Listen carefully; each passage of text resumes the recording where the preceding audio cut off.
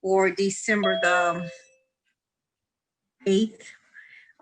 We have present this evening Councilman Brewer, Councilman at Large, Councilman Godwin, Councilman of the First District, Councilwoman Atkins, Councilwoman of the Fourth District, Councilman Witherspoon, Councilman of the Second District. Our Attorney Williams. And I believe that's, oh, I don't see anyone else. On the agenda this evening, we have CPO 2020-71, an ordinance providing for the transfer of appropriations for the General Fund 101, Motor Vehicle Highway Fund, Local Roads and Streets Fund, and Lit Public Safety Fund for fiscal year 2020 expenses, and forwarded to the Common Council for action and passage pursuant to IC 6-1.1-18-6. CPO 2020-72, an ordinance appropriating funds for the special revenue budget for the fiscal year beginning January 1, 2021 and ending December the 31st, 2021, sponsored by Mayor Jerome Prince, City of Gary. CPO 2020-76, an ordinance approving a transfer of funds between Fund 271, J-Pit Operational Solid Waste, and Funds 233, Landfill Closure Plan, and 845, Air Quality Permit, sponsored by Mayor Jerome Prince, City of Gary, Arlene Colvin, City Controller. I believe, this resolution? And CPR 2020-18, a resolution of the City of Gary approving transfers of dormant fund balances to the general fund, sponsored by Mayor Jerome Prince, City of Gary, Arlene Colvin, City Controller. Okay, we'll take the first one, CPO 2020-71. Thank you, Madam Chair. 2020-71 is an ordinance that is one that is usually submitted at the end of the year. As everyone knows, our budgets are always an estimate of how we're going to spend funds and what dollars we're going to receive. So at the end of the year, what we do is look at our account balances to determine if there are any that are running in the red or close to in the red, or if there are others that have excess. In this particular case, the ordinance itself identifies the transfers that we need to make. We need to make a transfer from, in 101 General, Department 601, from the health line item, salaries and benefits, into the services line item in the amount of $20,000.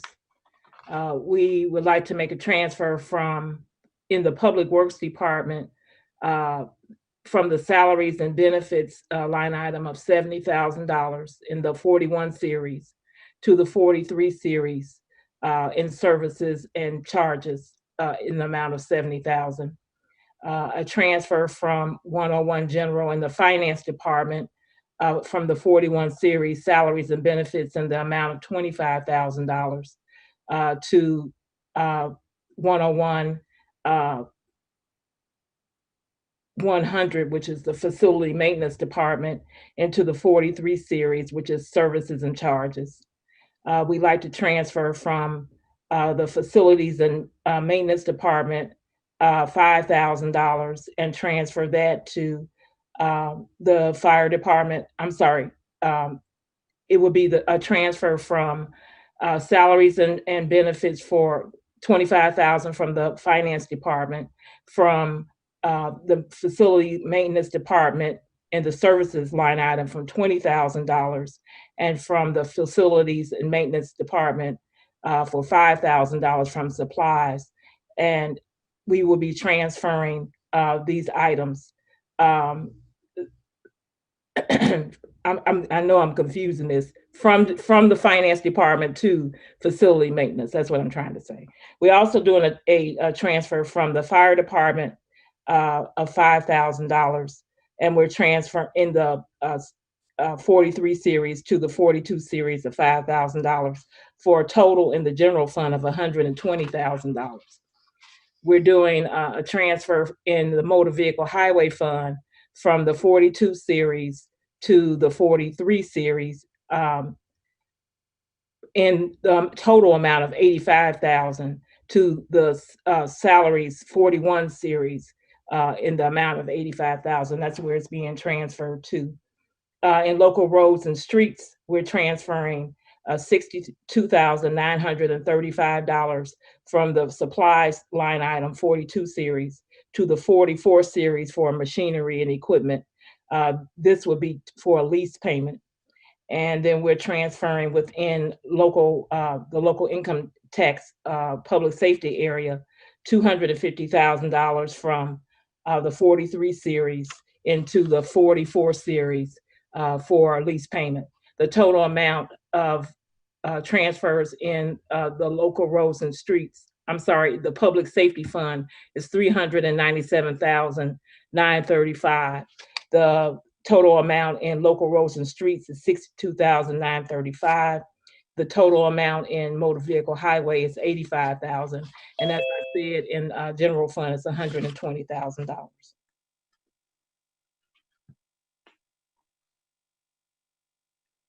Any questions by any council members? Madam Chair, this is Councilwoman Atkins. May I speak, Madam Chair? She might be on mute. Okay, I'm gonna ask. Okay. Hey, Miss Arlene. Yes, hey.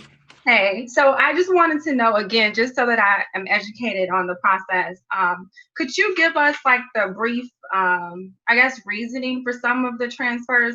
You did the last two, they're like release payments, right? Right. So like for like the health department need to transfer from salaries and benefit line items to services. Could you give us like explanation for those transfer needs?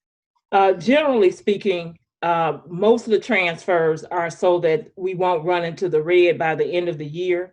So where we see we have a surplus, we just simply move it to the areas that are running short. And that's the case in the general fund, in the 41 series that we're moving from, to the 43 series that we're moving to. Okay. In Department 601.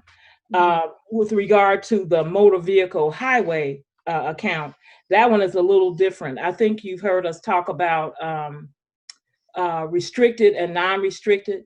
And I think it was at the beginning, or in 2019, the state separated this account and made one account to be strictly for the use of reconstructing streets. There shouldn't be any salaries or anything like that in that particular budget. And then we can also set aside some dollars for salaries and all that. And that's what we generally pay traffic from. Well, in the 2020 budget, that delineation wasn't made. So what we're going to have to do is transfer expenses that don't have to come to the council in the from the restricted account to this account. And then we're also making adjustments so that we can accommodate that transfer, if you're following what I'm saying. Yes, ma'am. Okay.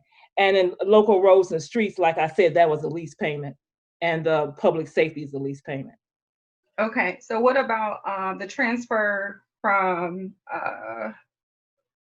the finance department, and then it was a split to facilities maintenance as to two different, like the series 43 and 42. Right.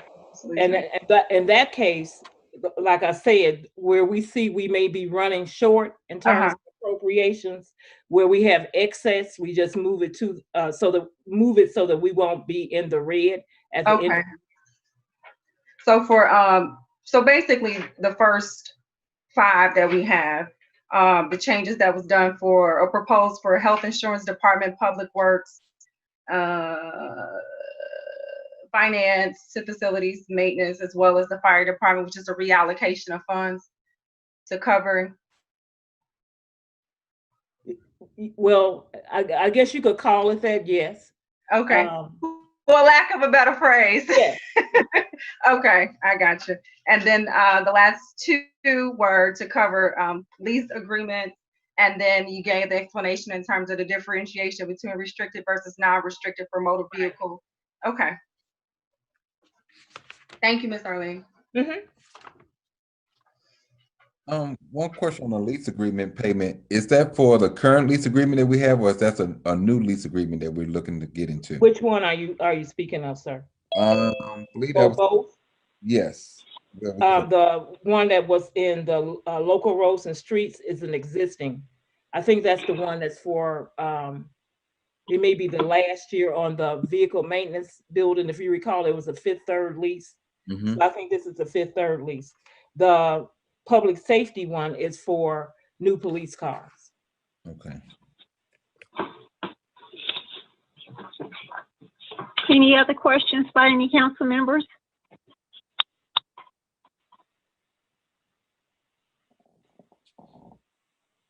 Can you hear me? Yes. Yes. We can. Okay, all right. Everybody's good. Okay. Well, thank you, Attorney Colvin, for your overview. Okay, our next one, CPO 2020-72. Will you be doing that overview as well? I have the individual departments to talk about their budgets because there's so many in this particular ordinance. This is a 78-page ordinance, and it covers all the special revenues and grants except for community development that the city receives. So I guess without further ado, we can begin with the clerk's office because the clerk's office, I think, may have the first budget that we have in here, the perpetuation fund, if I'm not Okay. mistaken. Let me make sure before I say that, though. That is correct. Okay.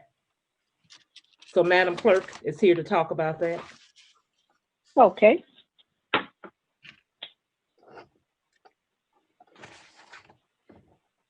You're muted, Madam Clerk.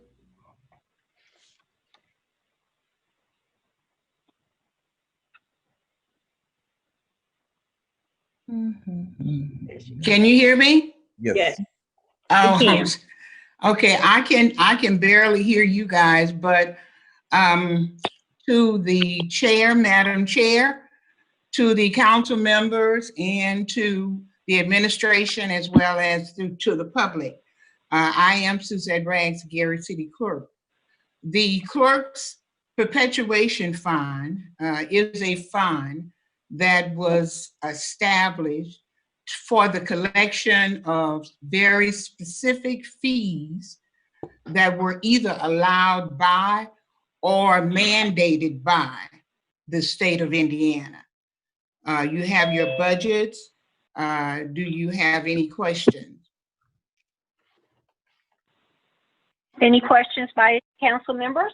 Madam Chair. Oh, I defer to my colleague. Oh, okay. Just, it's not really a question, it's a comment. I'm looking at the budget sheet that was proposed in our packet. And it looks like the formula that that was placed, I'm not gonna personalize it, that was placed into estimating what the change is incorrect. For example, it's actually an increase of $2,000 and not a decrease. And the same for PERF, FICA, et cetera. So it just looks like it should be positive in some cases versus negative. Does that make sense? Yes. Okay, Before. but I wouldn't be responsible for the formula. No, it's just a comment so that we can make sure Okay. it needs to be corrected and reflected in the right manner for the council. Okay. Thank you, Ms. I'll look Arlen. at that. And I hope that's not the case in all of them, but it may be. I'll get a head start and look in the see. That's all I had, Madam Chair. Okay, thank you. Councilwoman Atkins, any other council members?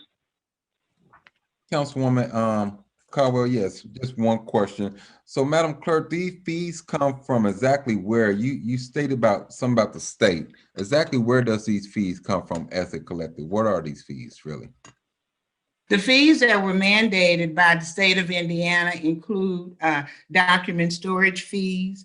They are late payment fees, fax fees, and because paperwork that is faxed for court documents is a different kind of, is set at a different rate than what the city's rate is. So that's what it would primarily include. Okay. And this overall, these dollars go to your overall operation of the I clerk's beg office? your pardon? These dollars go towards the operation of the clerk's office? Yes, Okay, all right, for record keeping, for okay, the improvement of record keeping. all right. Thank you, Madam Clerk. Any other questions? All right, thank you, Clerk Rags. Okay. Thank you, Madam Our- Chair. Our next department? Will be the Rainbow Shelter for Mrs. George. Okay. Good evening. Yes, can you all hear me? Yes. Okay. Good evening, Madam Chair, members of the council, and everyone. My name is Tashizia George, Executive Director of the Geary Commission for Women.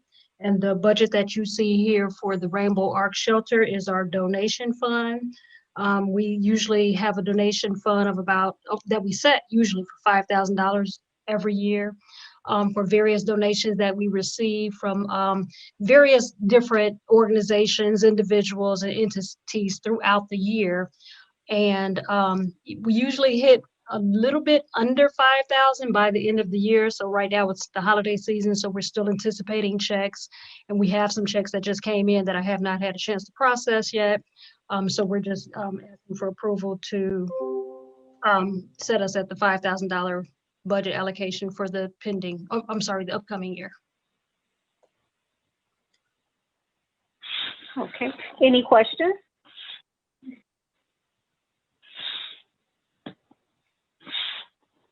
So, None? Madam Chair, for Ms. George, so as those donations come in, I guess you would have to bring up for the council for approval of those donations? Yes, we generally submit those for approval before we can spend anything. Generally, whoever donates usually sends us a letter, let us know how the donation is supposed to be utilized, whether it's for general operating, or if they would like us to purchase specific items such as towels or reading books for the youth or things like that. But we generally submit those donations to the council prior to doing any spending. Okay. Thank you. You're welcome. Thank you. Thank you, Madam Chair. Okay. If we don't have any other questions, we thank you, Ms. George, for your overview. You're welcome. Thank you. The next department? The next departments will be for the court. Judge Monroe, I believe, is on. Hello, everyone. Hello. Judge. Hey, Madam Chair, the council persons that are on with us today, as well as the administration and the citizens of Geary. I see some other persons on. For the court special revenue budgets, we mainly use those for salaries and supplies to operate our Saturday night court and other programs such as drug court and our mediation program. This year, we unexpectedly, we had to buy some laptops after COVID shut us down and we had to do some virtual programs. So my accounts are pretty much depleted. I didn't hear Ms. Colvin say that we were in the red yet, so we're No. hopefully we have enough to survive for 2021. And also we received a grant that is over 3 years, and I think we brought that to you guys last year, early last year before COVID struck. We also have state mandated salaries that I'm not sure that everyone is aware of for the court. And we pay those extra monies out of those special revenue accounts so that we will not have to come to the council and ask that our general fund budget be increased. Unfortunately, in a year like this, with COVID, our collections are down, and I had to furlough some people for the month of December as well as January because of our collections. And it's some employees, some part-time employees, as well as our contractors. Hopefully, at the beginning of next year, first quarter, we'll be able to get back on track. But mostly, those are what our special revenue budgets are for. Okay. Any questions from any council members?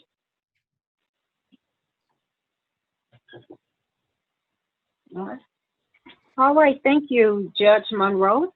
Thank you, guys. Be safe. You.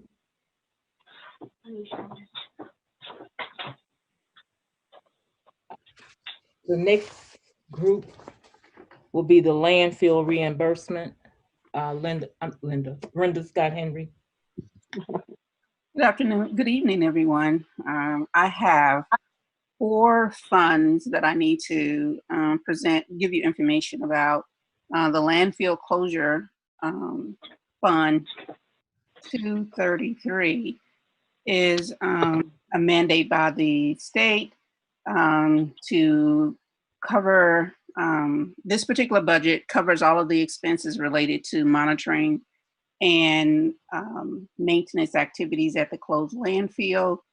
The revenue that we generate normally comes from the JPIT fund, as well as reimbursement from the state from a trust fund that we have had for the city since about 1999.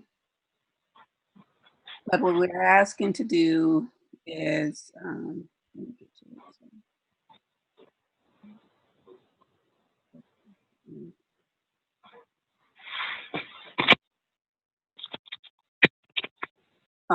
we will be transferring some funds into this account. No, not this account, but we will have a total operation of about $119,000 to do implementation of the maintenance and monitoring activities that are required by IDEM at the landfill.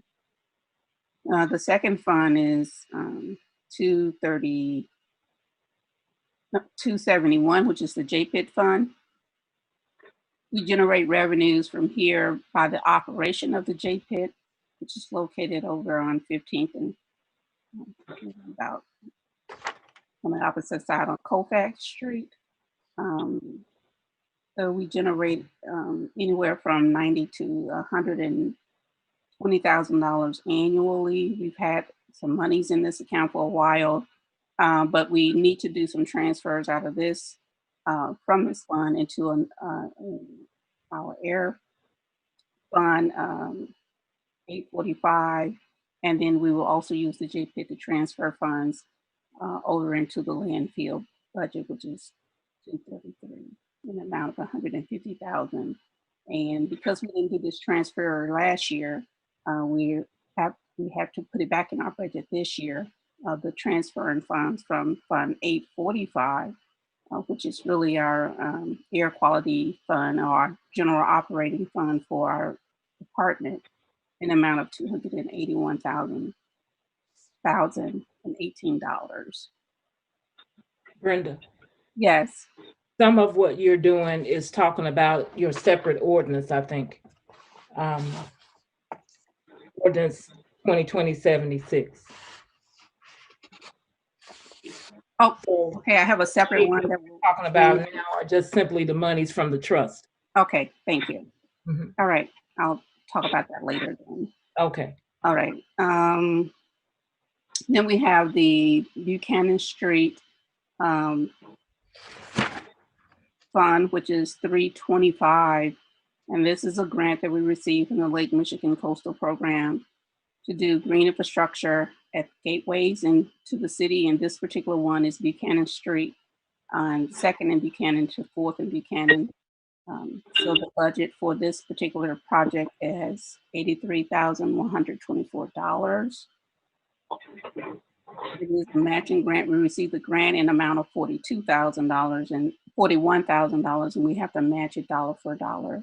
And those funds will come from our Fund 845. So this, Madam Chair, I know Already? over, if I could jump in. So this project here for the Buchanan Street, that will start in 2021 on that project? Yes, we've already done the, put it out for bid. We got quotes back, and we are within budget. I think the quotes came back around about 78,000, so we have a few dollars. What can we look to see during that reconfiguration? So it's taking vacant land that the city owned, redevelopment owned, and putting in native landscape designs. It's really a green infrastructure project where we're managing stormwater and preventing stormwater from entering into the Grand Calumet River. But you will see things like a planter boxes, signage, welcome to Gary signage. You'll also see how we connect that space to the existing Green Link Trail. So there will be features like birdhouses, a repair bike shop, just and I overlook into the Grand Calumet River. All right, thank you. Okay. Any other questions? Oh, you still? I'm sorry. I'm finished. I know it's quite a bit that we're going on. I just want to jump in with that real quick. Okay. And then the last fund I have is 845, which is we use for our air permits. We collect monies from different industrial companies in the city. We generate about $287,000 a year in collecting those funds, and that includes U.S. Steel. We have a salary budget associated with this particular one. Mainly, it covers the expenses for the air quality manager and our environmental manager, and we have a position for a land quality manager in that fund. Arlene, should I cover the transfer, or we should wait until? That's the next ordinance. Okay, that's all I have. Any other questions?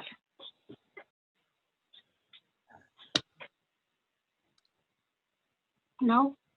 All right, thank you, Ms. Okay. Scott. Scott Henry. Okay. We have a series of budgets now from the Health Department. Veronica, are you on? Did we skip one? I got the Genesis Center next. Oh, I sent out a revised. Oh, I'm sorry. I missed that. Okay. Yeah, I'm sorry. No, that's Yesterday. okay. Sorry about that. I see iPhone. Is that Veronica? Okay. Yes, okay, yes. Hi, my chair and council. My name is Veronica Collins. I'm from the Gary Health Department, Executive Director. And I believe I have 7 special revenue budgets. The first one is the HIV prevention. It's a new grant that we receive. It's a salary with that one in regards to doing testing in the the second one is the Lake County Coroners budget. These are the fees that we estimate that we give to the coroner for every death certificate.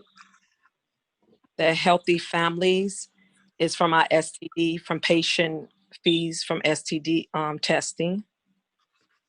Local health maintenance budget is for our vital records and inspection and educational material. Our local health maintenance trust fund is for our disease surveillance and lead case management. The next one is our lead grant that we go out to daycares and homes and do lead testing on children.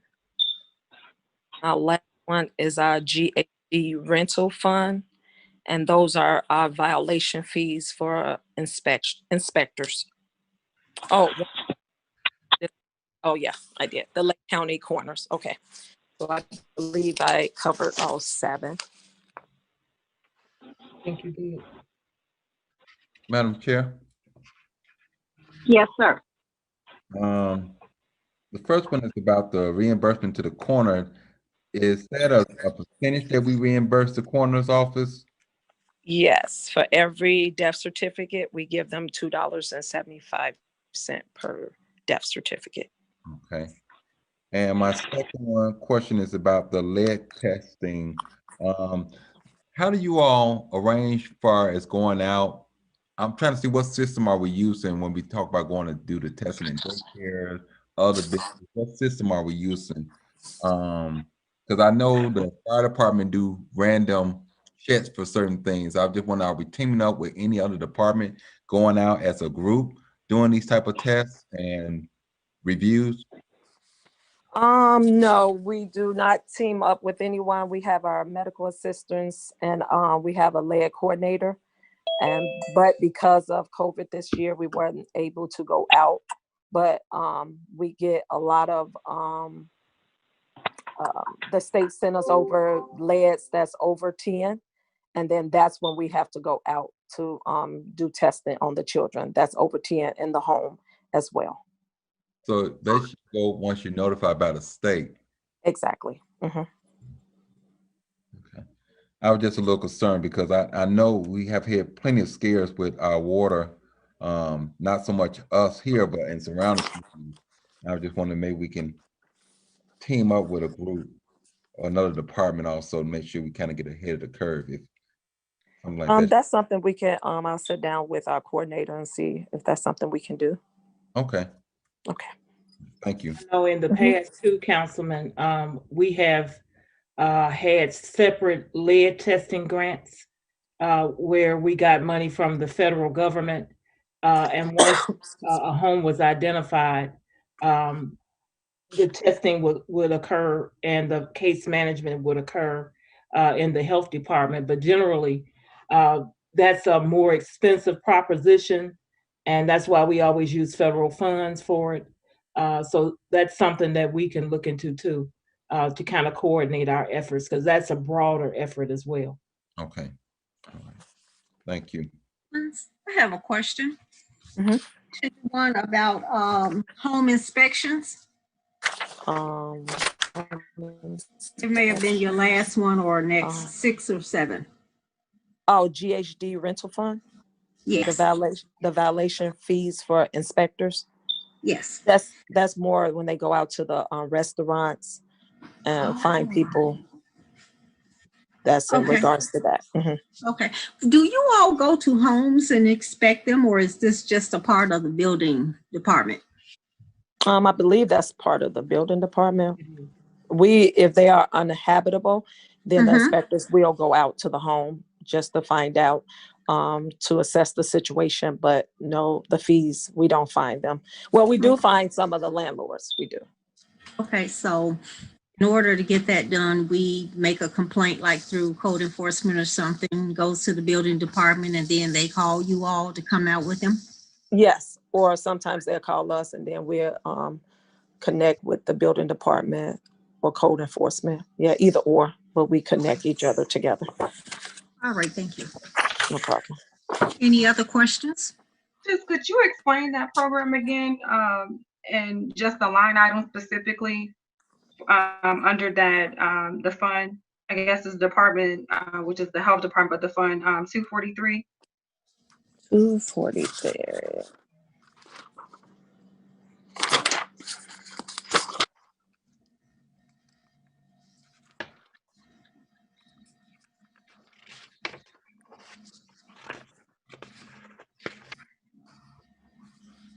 $243. Oh, okay. Oh, the GHD rental.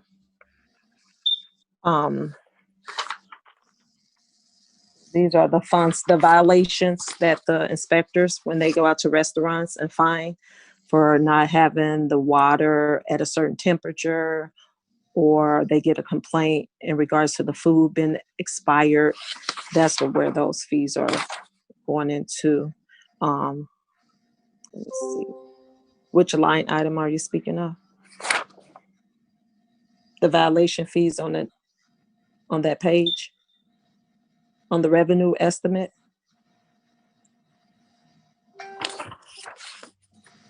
Hello? Hello? Councilwoman Atkins, you there? I don't see her anymore. Maybe she Got got disconnected. Mhm. Okay. All right, Ms. Collins, we'll wait a couple more minutes. If she comes back on, will you be on? Oh, yeah, I'm still. Mhm. All right, well, we'll go to the next person if we don't have any more questions. Okay. The next department. The next department are the EEOC grants. And I'm not sure if Hanifa Khalif is on. I can't tell. If she's not, I can do it.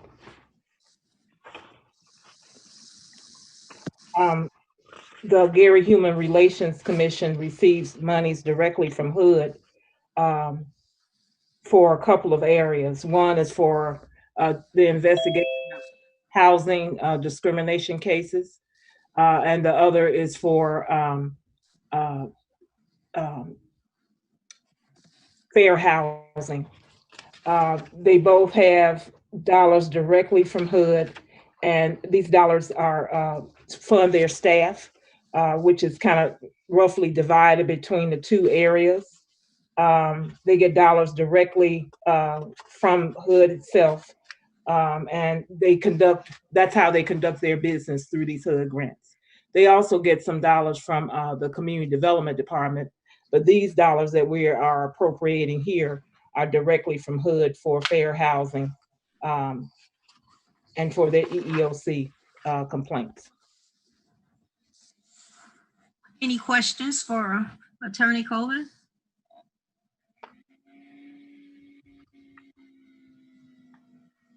All right, thank you, ma'am.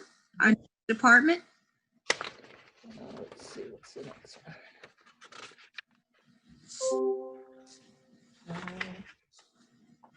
The next department is information technology. This is a non-reverting fund. I don't know if Mr. Keith is still on or not. But this is a non-reverting fund where, Lloyd, are you speaking to this or you want me to do it? Yes, if we're referring to the fund coming from the airport? Yes. Yes. This, good evening, everyone, to all of the council members and department heads. And the Fund 860 is the fund where we are under contract to perform IT services for the Gary Airport. We've been doing this since I've been in place annually, and that's for services only. And that's kind of the gist of it. Unless anyone have any specific questions. Mr. Keith, when you say services only, what do you mean when you say services? IT related services. All right, let me be clear. I'm sorry. IT related services. Yeah, I got you. We're their IT department, but we don't purchase equipment or hardware that comes out of their budget. Got you. Thank you. Okay. Just a comment. Excuse me. This is one that you might need to look at. Okay. Yeah. Okay, I'll look at that one too. Yes, ma'am. Thank you. Madam Chair, I'm sorry. This is Hanifa Khalid for the EEOC and Fair Housing Fund. My phone was muted and I could not understand why I was not being heard. I am if so you'd sorry. like I me to thought you go- weren't on, Hanifa. I am so sorry. I've been on the whole time. Zoom has a special unmute function. So I failed to push those buttons. I was pressing mute and mute on my personal phone. So if you would like me to, I can go back through those funds. But if not, that's fine. I just wanted to let you know I was on the call. I do apologize. I'm through, correct? You are. Yes, Lord. sir. Thank you. Do you want Hanifa to go back through her budgets? Would you be comfortable doing that, Miss? You go ahead. Yes, we have taken. Yes. Oh, okay, I won't be before you long. I do apologize, and I apologize for the inconvenience. That was my mistake. Well, good evening, Madam Chair, Councilwoman, Councilwomen. I hope everyone is doing fine. The budget before you for my department here begins with the EEOC. And just to reiterate, the Gary Human Relations Commission is composed of both the EEOC and Fair Housing. So we do case process for both of those federal departments. We have contracts with both of them. So for the EEOC here, Fund 204, we have budgeted with respect to our case processing. So we have asked for $36,639, and that directly correlates to the amount of cases that we've been able to bring in this year. If you go with me to the fair housing budget, we've got $42,200 that was, as I stated, it goes along with the cases that we were given for the year. And so that is an exact amount there that will be used for. And this money is, all of this money is always used for salaries, office supplies, travel, and education, as often as necessary. And then we have partnership funds that are just used for education and outreach that can also be used for case processing. Let's see here. So after the fair housing, then we have the donation fund, which is 712. And this is just remaining money from the donations that we received a few years back, which is remaining $838. Moving on from there, we've got Fund 842. This is our FAP fund here, which is also used for travel and education. We always receive quite a bit of funds for travel and education. Not sure why, of course, because nobody's doing any traveling, but hey, it is what it is. They give it to us how they want. And they did give us an additional $13,200. So we will be looking for ways to utilize that. If there's not any questions, that's all I have for you. Thank you. Thank you. Do we have any questions from any council members? All right. Our next department. Okay.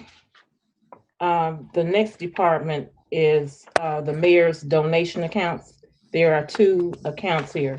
One is specifically set aside for the State of the City address. That one, the amount that is appropriated is based on the amount of dollars that we have collected previously. So this appropriation may be more than we would actually collect for 2021, but that is what the dollar amount is based on. Of course, we can't spend any more than we actually get. So that's what that's for.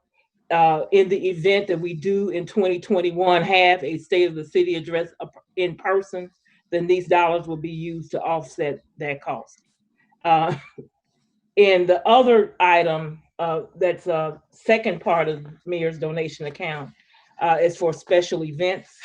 That amount is based on the revenues that were collected back in the summer. I think it was $22,000 for special events for the city itself. So that's the appropriation for that. Those dollars would be used for any events that the city has. As an example, if we wanted to decorate for Christmas, for example, we would be able to use those funds, but they're separated from the State of the City address dollars. Okay, any questions? None? Okay, I thank you, Attorney Colvin. Next department. The next item is the media fund. Make sure I'm not forgetting anything. The media fund appropriates dollars that come from the franchise fees for cable TV. If any members of the council remember, the council itself in the past was responsible for negotiating franchise agreements with the cable company directly. Some years ago, the state law changed and that responsibility was given to the state. So now it is the Indiana Regulatory Utility Commission, I think that's the name of it, that actually does the negotiating with cable companies. We get a franchise fee directly from the state, and these dollars go into this particular fund. The amount hasn't changed very much, even though our cable fees have gone up. But there are several different divisions of the cable dollars themselves at the state level that occurs, but our dollars are pretty stable.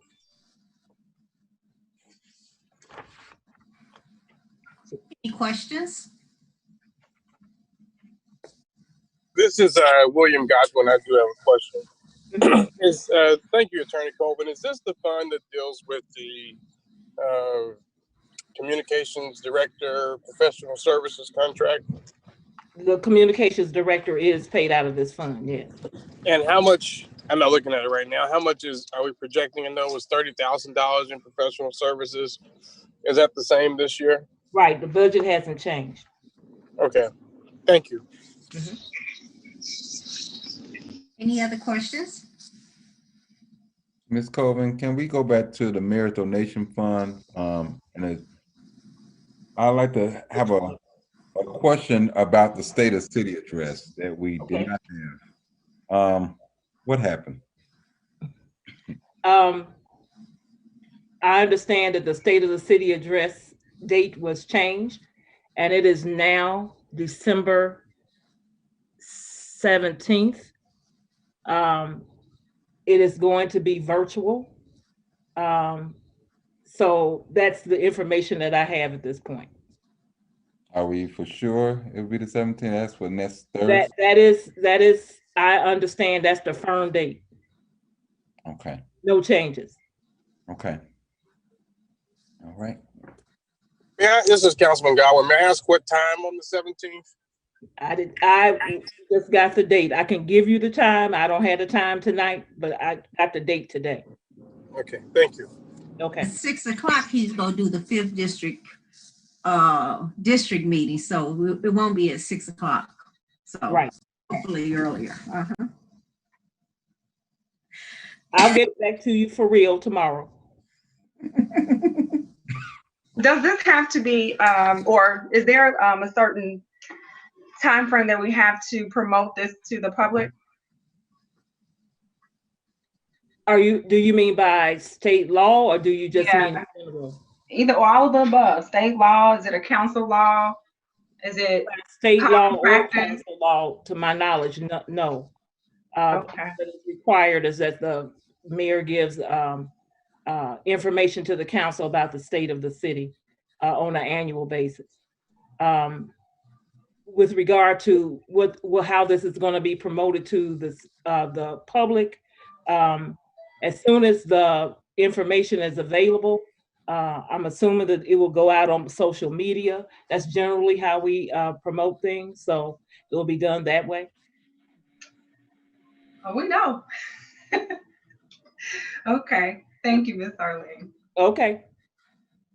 Any other questions from any council members?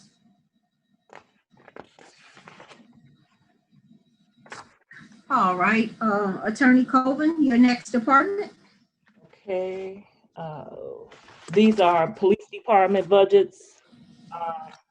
And I think Chief Evans is on, as well as Katrina Walker. They can go over these budgets for you. Asset forfeiture, JAG grant, abandoned vehicles. Yes, sir. Good afternoon. Yeah. All right. I'll go over the budgets one at a time. We have several, 1, 2, 3, 4, 5, 6, 7 budgets. We'll go over them one at a time and explain what each and every one of them is. If I get into a situation where I can't explain, I will refer to our fiscal manager, Ms. Walker.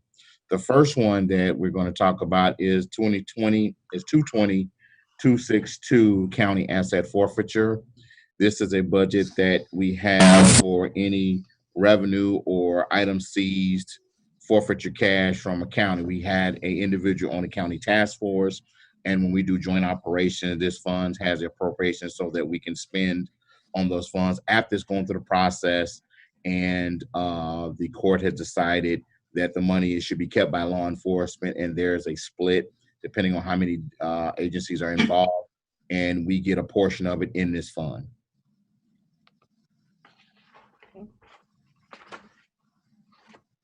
Any questions?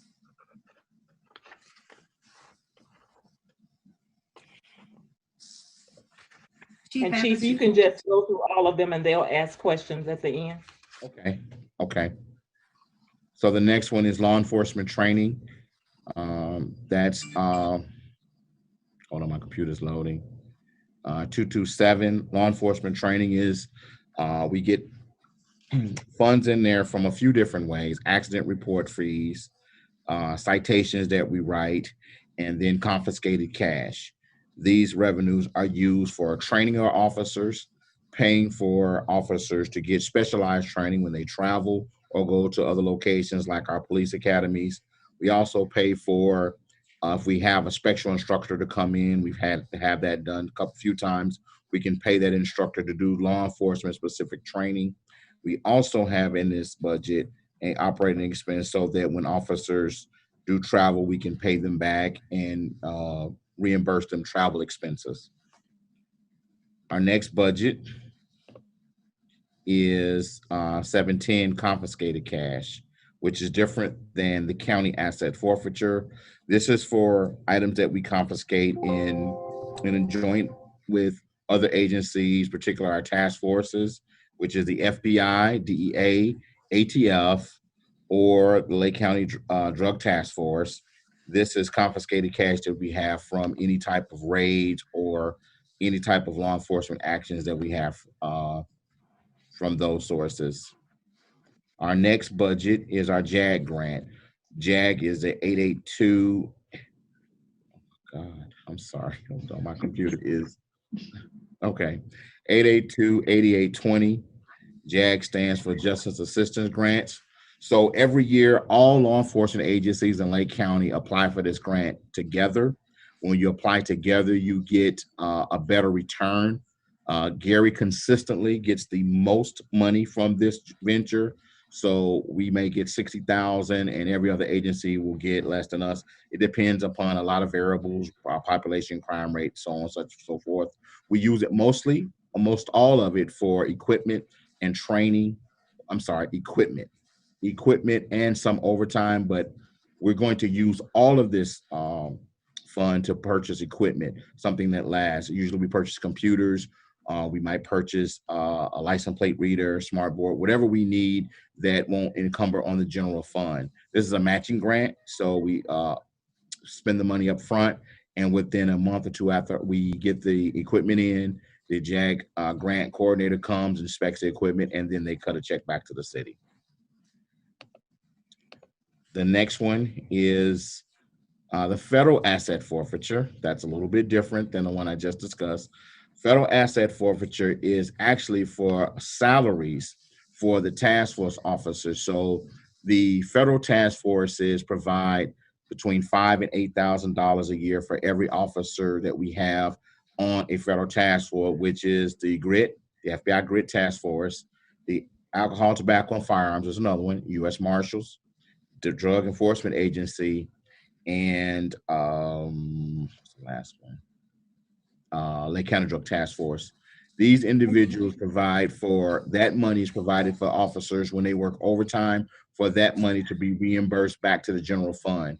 So if we have an officer on a federal task force and he has to work 16 hours or 12 hours past his 8, we have to pay his overtime, he or she, the officer's overtime, out of our budget, and then we submit from this fund for that money to be reimbursed back to the city based upon the hours they work. Along with that, these task forces provide vehicles for the officers in most cases, or equipment. If they have to travel, we pay for that out of this as well. The next fund is 254-224. I don't even have to go into that one. I can talk about that one with my eyes closed.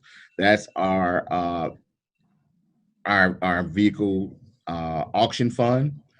Out of that fund, we get tow fees, auction fees, and in that fund is used for us to buy vehicle-related equipment or equipment for the police department. We also have our towing fees from our releases in that fund. So anything that we have relating to vehicles, which is the auction, which we have 4 times a year, every quarter, the tow releases that we get from the police department, and the fees that we get from the tow companies themselves going to this fund.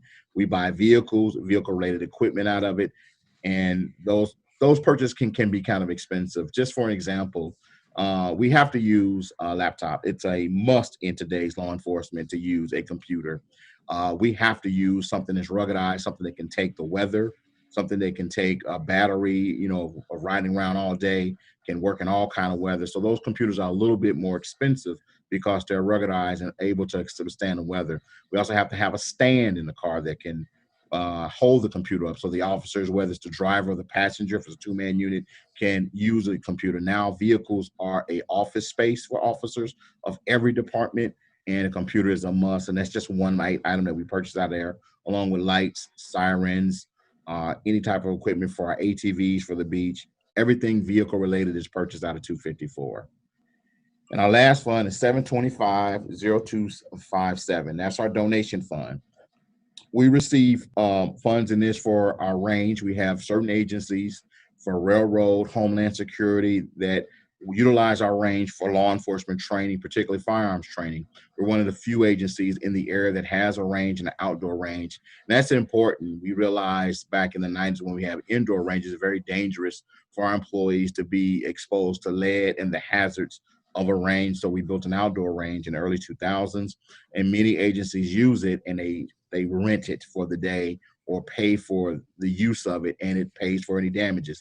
When you have a range, there are associated costs for cleaning it, for maintaining it, and this fund does that. We also have a few individuals that donate yearly to the police department for us to utilize that money in training. All of this fund is utilized for training of our officers, buying equipment such as bullets for them to train with, taser cartridges, or even repairs at the range. We put a new roof on the range last year. We have a building out there. We had to do some work on the range itself to prevent flooding. This fund is utilized for all of that. And that's it.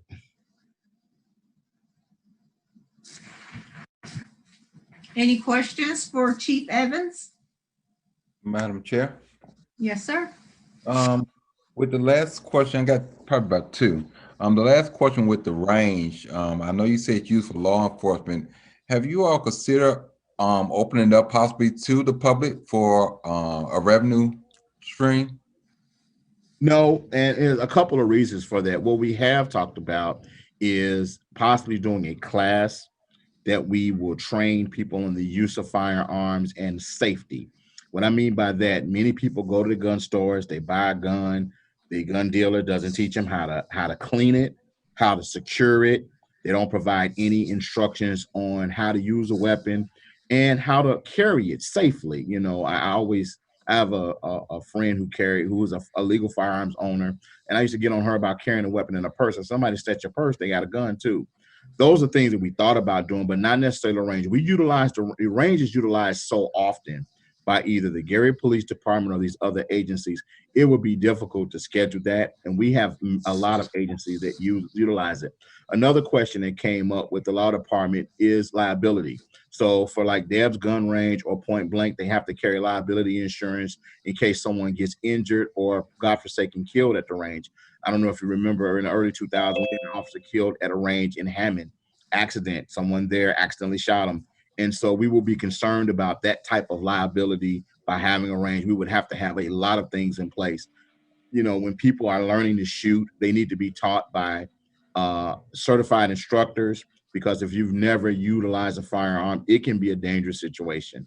So that's one of the reasons we haven't considered opening the range up to the public, but we are considering doing a class where at the end of the class, we teach a person basically how to clean their weapon, how to carry their weapon, how to store their weapon, and we give them a gun safety lock, keeping a weapon safe in the home. Okay, but that's something that can be used as a revenue generator also too. Yes, sir. Okay, sounds good. And also about the purchase of vehicles, how many vehicles are you expecting to purchase this year, or have you already sent in the purchase? 13 so far this year. We're just waiting for the vehicles to come in, and we expect to have another, oh, don't get me that, I don't want to quote you wrong, another, let's say 10 or 12 by the first quarter of next year. The thing that encumbers police vehicles, because they're purposely made, COVID has slowed all of that down because Ford shut down for a couple of months. So did all the manufacturers. And there are very few law enforcement vehicles out there. In a regular year without COVID, they run law enforcement lines in January and February for the entire country. Well, this year that was delayed because they were coming out with a new model, which is the new Ford Explorer. And by the time they were going to run those lines, COVID hit and they shut down. And so there's been a lot of delay on purchasing law enforcement specific vehicles because they may look like a regular Explorer or a Tahoe, but they have like a different suspension on it, a very different interior, and a different type of engine setup. Okay. Thank you, Chief. Thank you, Madam. I have a quick question, Councilman. Yes, sir. Councilwoman, whose meeting is I? Right here. Sorry. Real bad. In terms, thank you. Do we charge other agencies? Do we charge a fee for using the range? Yes, sir, we do. Okay. Yes, we charge each agency a fee, and we actually go into a MOU contract with each agency, explaining what that fee is and what they are actually, what they actually can and cannot do on our range, and that's really oversaw by the law department. And you set that? Who sets that fee? You know what, Councilman, I couldn't. We've had the fee for a few years now. I don't really know who set the fee. I think it was fair use. Okay, so is it an administrative decision or is it part of the fee ordinance? I don't think it's part of the fee ordinance, but it's an administrative contractual relationship to the Board of Public Works, or is it just internal to the police department? You know what, Councilman, I don't know how the fees were generated. I do know they were a part of the calculation was size of the department, how many people they will be bringing, and I think fair use, what I mean by that is what's comparable to other private or public ranges that what they charge. I don't know what that is. If you give me just till tomorrow, I can find out for you and send that out to all of you in an email. Perfect, thank you. And those dollars, when they come in, what bucket do they go into? They go into 725, our donation fund. And like I said, that's used for us to purchase equipment, such as more bullets for our officers to train with, or repairs to the range. Like I said, we put a new roof on the range. We actually did some repair work on the range to some of the drainage out there because it was flooding. And we also had to repair the berm.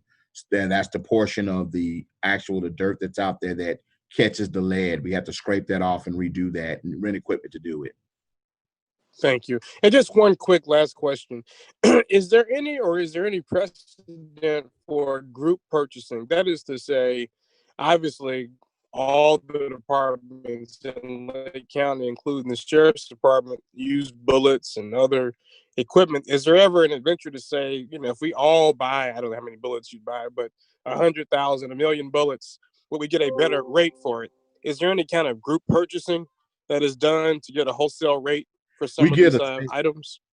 Especially folks who are we using that get a grant? state QPA, which is a price that the vendors offer us for the lowest possible rate based upon the state QPA. There's not a all-in purchase because we actually all use different calibers. We use a 40, county uses a 9. They use different type of ammunition. We use a subsonic round because what we want to do is make sure the round is as slow as it can be and safe as it can be so it won't punch through a wall and hit someone else. Other departments don't do that. So we use a varying amount of ammunition, so the prices are different, but we do utilize vendors with our state QPA. Thank you. Madam Chair, can I just chime in on that part that Councilman Godwin kind of left off on? So on that note, do we do the same for vehicles? Can it be the same way we did with vehicles? Or is it a straight fee across for all departments? No, all vehicles are purchased off the state QPA. So the state QPA is something that the state has gone through the budgetary process to negotiate the best price.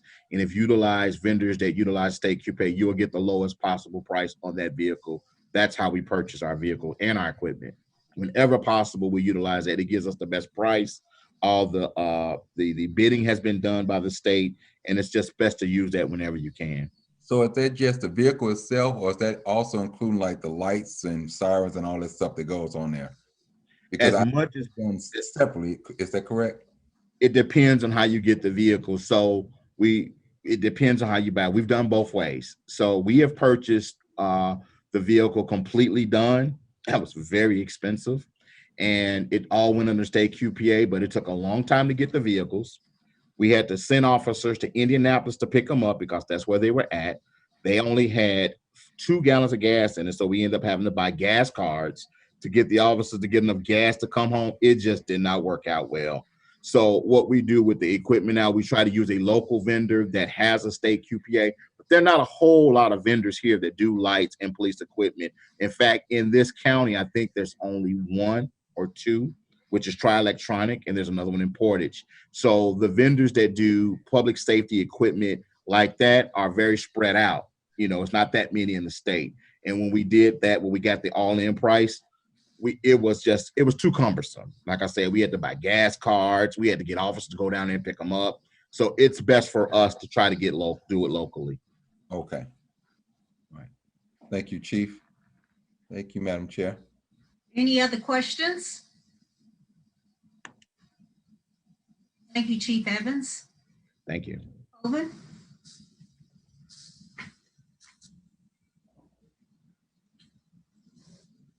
Sorry. The next one is the recycling department.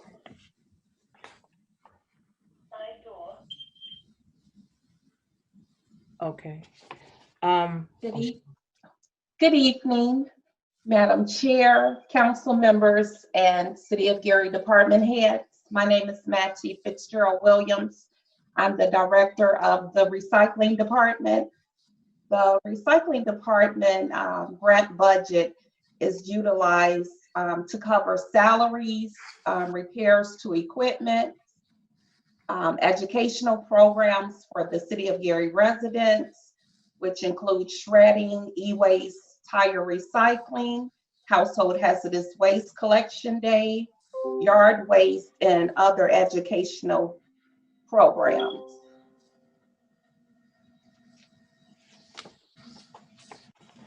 If you have any questions, we can answer.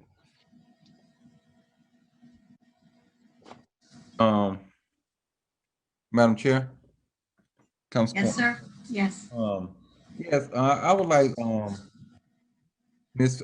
Mattie William Fitzgerald, if she can take us through the process of the recycling being transferred over to Republic.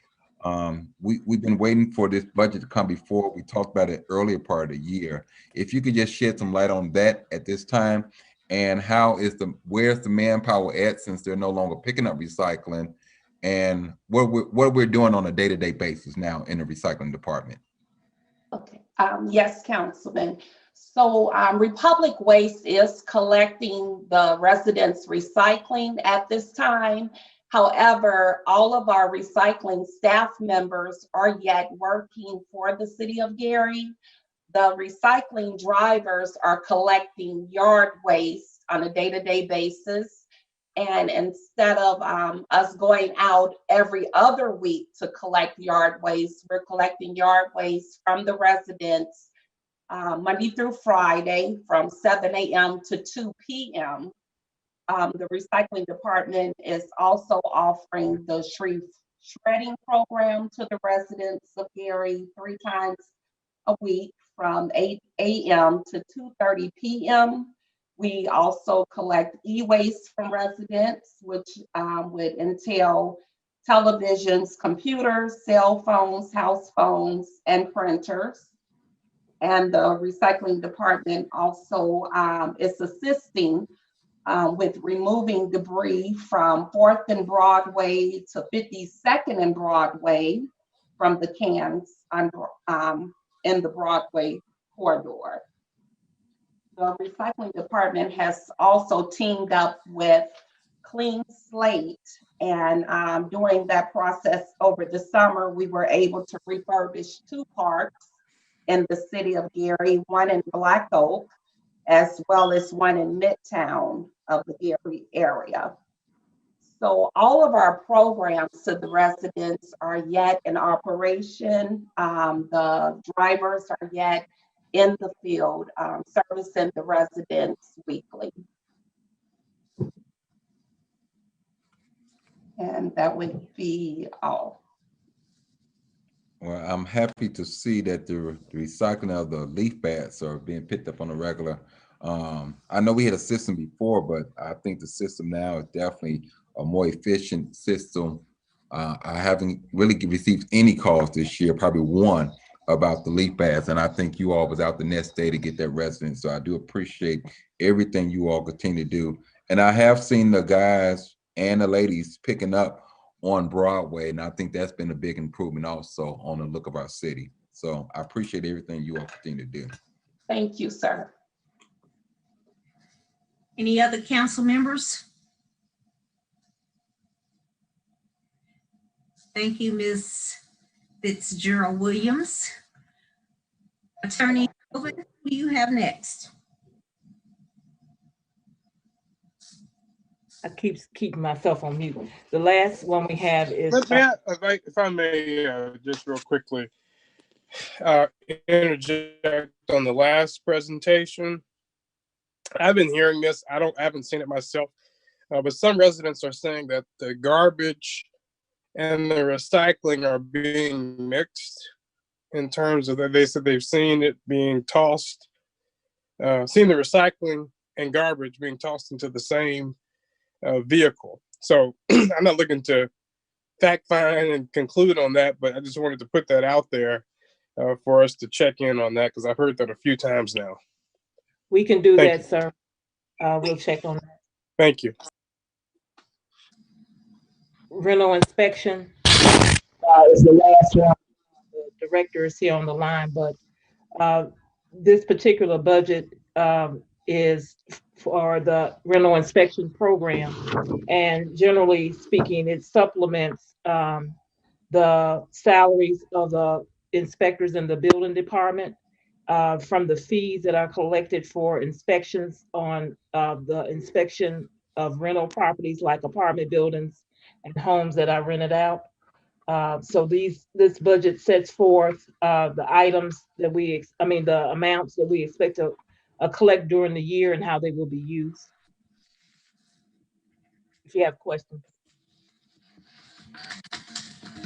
No.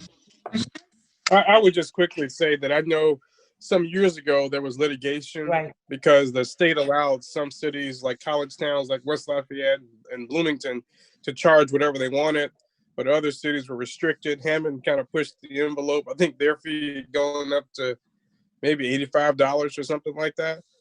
Right. I'd be interested. I don't know what our legislative agenda is for 21, but I would certainly be interested if the council desired to, in putting together a resolution to see if we can give us a little bit more flexibility in setting that price amount, because we know we have a lot of apartment buildings, and I'm not saying we want to make it onerous or, overly difficult, but it's a tax on the city in terms of resources and tenant complaints.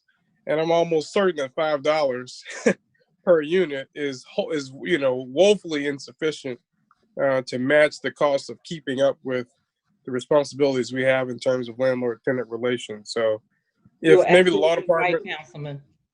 It is very, very low. The landlord lobby was very, very strong on this particular state law. So yes, we understand completely. thank you. I do And have that concludes this particular ordinance. one question for the rental registration. Do we also include like houses where people have turned them into business that we use them as rentals as part of the rental registration? That we still keep track of those? Even daycares where people don't live there, where they're renting the property from someone else, but they're actually running daycares. Do we still track that as a rental unit? I don't know if you can respond to that, Millie, or not. I'm not sure. She may not hear me. I can check for you, Councilman. Okay. Okay. That's it for this particular ordinance, Councilwoman Barnes All Carver. right.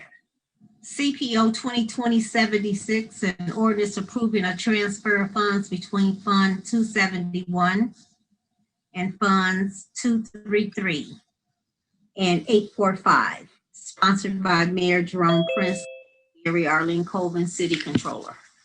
Okay.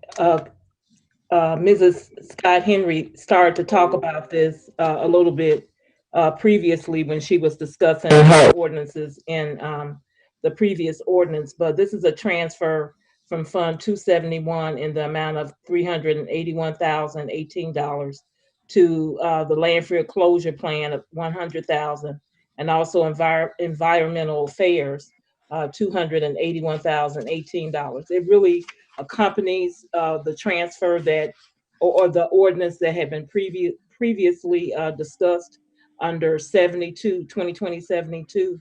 This ordinance actually just transfers the funds associated with that particular transaction. Any questions?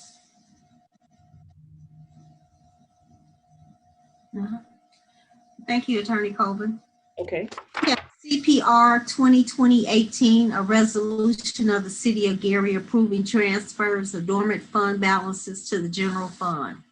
Sponsored by Mayor Jerome Prince, City of Gary, Arlene Colvin, City Controller. Okay, this last ordinance is last resolution transfers dormant funds to the general fund. Often we are called upon to set aside, or to set up, I should say, funds for specific grants or specific projects, and put the dollars for that project into that fund. When the project is over, often the funds just sit there. So the State Board of Accounts in the 2019 audit asked that we look at some of these dormant accounts and close them and transfer the money to our general fund if it wasn't going to be used. So there's a listing or account listing that I've attached to this particular ordinance that shows you what the funds are that are dormant or were considered dormant by the State Board of Accounts, and how much money was in each fund, and how much we will be transferring from that particular fund to the actual general fund. I think it's a total of $455,000. Any questions for Attorney Colvin? Yes, Attorney Colvin, I see one fund here. Okay. It's the leased properties, Gary Building Corp. That was just in 2020. And that's quite a bit there in that fund. What was that fund set up for? Actually, this is a deficit fund. That's the deficit amount. And originally that fund was set up to collect dollars when the welfare department was in 839 Broadway. Okay. We used to get lease payments from them for rent. We continue to collect rent from a very few tenants over the years, and finally at the end of 2019, when the building finally closed, or the middle of it, that was the last amount that was in that account. So the fund itself is no longer needed. Okay. That's what that's about. And I see the Lady Liberty Restoration. See that was in 2013, $441. I guess that was for the Statue of Liberty to be put back in place. Okay. I can see where that $400 some can still go with this no bricks in front of it, but I'll leave that alone. It probably needs more than $441. I'm That'd sure. be in case we would just take it out of the general fund. Yes. Okay. All right. I'm good. Thank you. Any other questions? Thank you, Attorney Colvin. Department heads. This concludes the finance meeting for December the 8th. Thank you. Thank you. I have a question.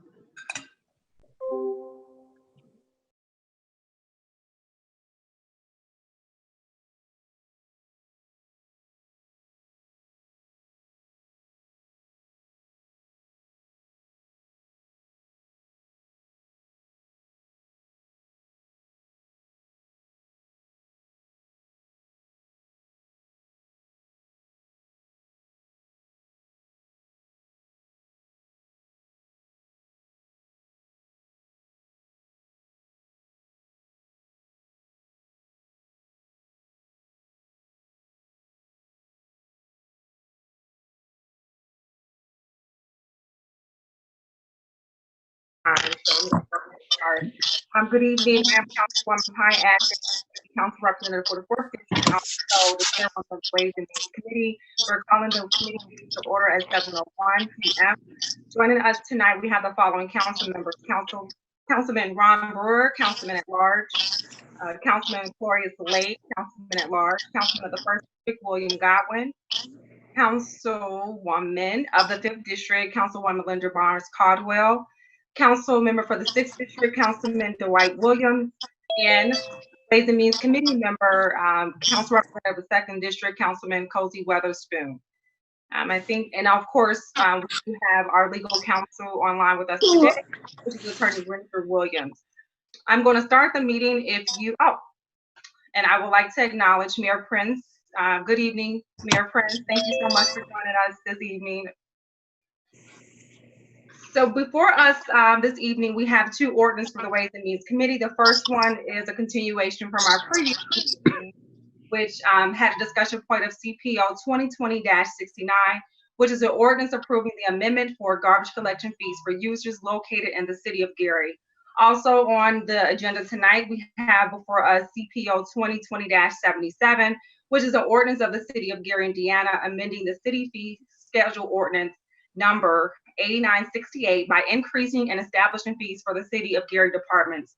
I believe both of these ordinances are sponsored by our Mayor Jerome Prince, and were prepared by City Attorney Rodney Poe for CPO 2020-77. And I also think, Poe, you might have did 69 as well. So we're going to start with 2020-69. Just as a review, I'm not going to, if needed, I'll do a brief overview. So this is the third committee meeting that we've been discussing this topic. There's a proposed rate increase. Based on the information that was provided to the council, the rate increase proposed is taking it from $16.30 to be exact, to $28.25.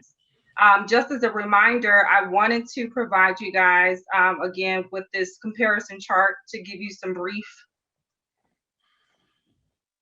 Let me present this real quick. So this is a refresher point. We've reviewed all of these different options over the last couple of meetings. And at this point, we wanted to get some feedback. Hold on.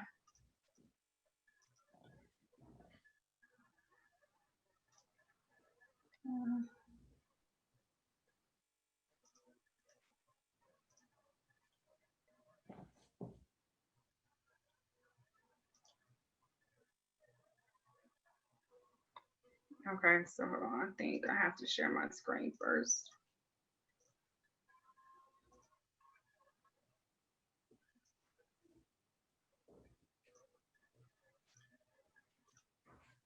I'm not going to keep this up the whole meeting, but I did want you guys just to have this information in front of you quickly.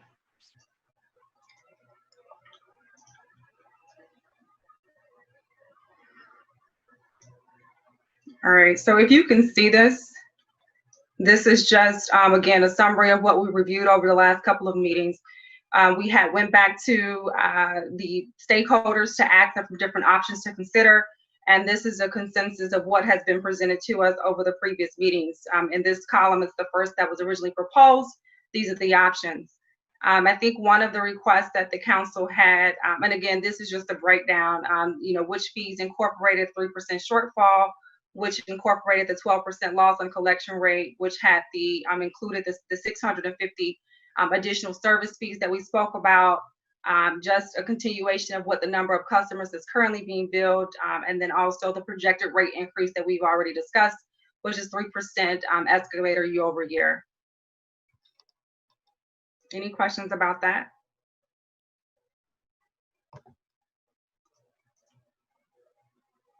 I think it's good that since we do have Mayor Prince on, I would like to start there. Mayor Prince, thank you so much for joining us. I know we have discussed, and Attorney McCain did a great job in our last committee meeting, kind of giving us the overview in terms of what the administration's point of view was. But since you are the sponsor, we did want to take a moment to kind of give you an opportunity to kind of give us your point of view. Sure. Thank you. Thanks for having another meeting on this. I think it's relevant. My comments will be brief in as much as I'm not sure how much more I can add after the information that's been shared. The administration certainly, like the council, wanted to make this as least impactful as we possibly could on the residents, and to that extent, presented at least a few options. At the end of the day, a couple things are certain. One is that anytime an ordinance is presented to the council by the administration as a sponsor, the representatives who are present speak for the administration. And so to that extent, our position hasn't changed.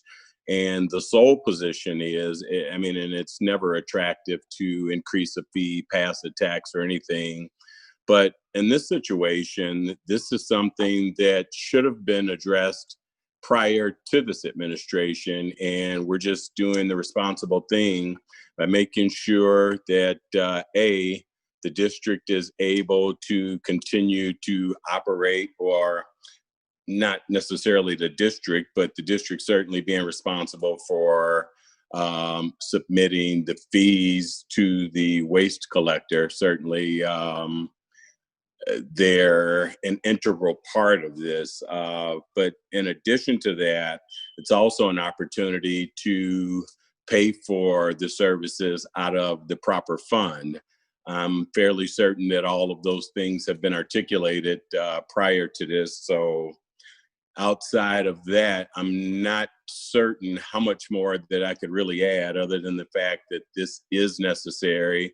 It's something that's been necessary for a while. And to that extent, we're just attempting to right the ship, if you will, however painful it may be. Sure, thank you. Does any council members have any questions for Mayor Prince at this time? Councilwoman Atkins. Yes, Councilman Brewer. So I had asked a question about the fees that on the city side, where we're picking up from various departments, parts and things of that nature, where the city can share their part in paying into the fee. That way, that would help cushion the burden of this a little bit. Mayor, what is your thoughts on that? Sure, I understand your question, Councilman. Can you maybe present it again? So I believe it's about $650,000 that the city does on their side. How can the city take on that responsibility and paying that, where we can take that off the table and we can deal with the fee part for the residents? Because right now the residents is holding that whole burden of everything, all the pickup for the city, special projects that we do. Also at the beach, people pay to go to the beach, and I think there's a revenue generated out there. Also in other parts, the youth pavilion, we charge for fees there. So how can we help cushion this burden here with the number, if the city would pay their portion there of the 600, I believe like 650 or 680 of the city part? Yeah, thank you, Councilman, for the clarity. And so to that, I would say that nothing's changed, other than prior years. And I'll point back to the fact that this fee increase hadn't been addressed prior to this. And the reason it is largely is the city certainly isn't in a position to incur any additional expenses. Outside of that, I'm not certain as to why it was never presented to this body before. But the short answer to your question is the city is not able to incur that sort of expense for this. So, may I ask a question? Sure. Yes, sir. All right. First, I want to thank the mayor for being here. And while we certainly know that my good friend, Attorney McCain, is more than able, I just thought that given the magnitude of this issue, especially when we're talking about essentially a tax, right, a fee, a tax on the residents, that it's important for citizens to hear not just from us and employees of the city, but directly from all elected officials, stakeholders, in terms of what their position is.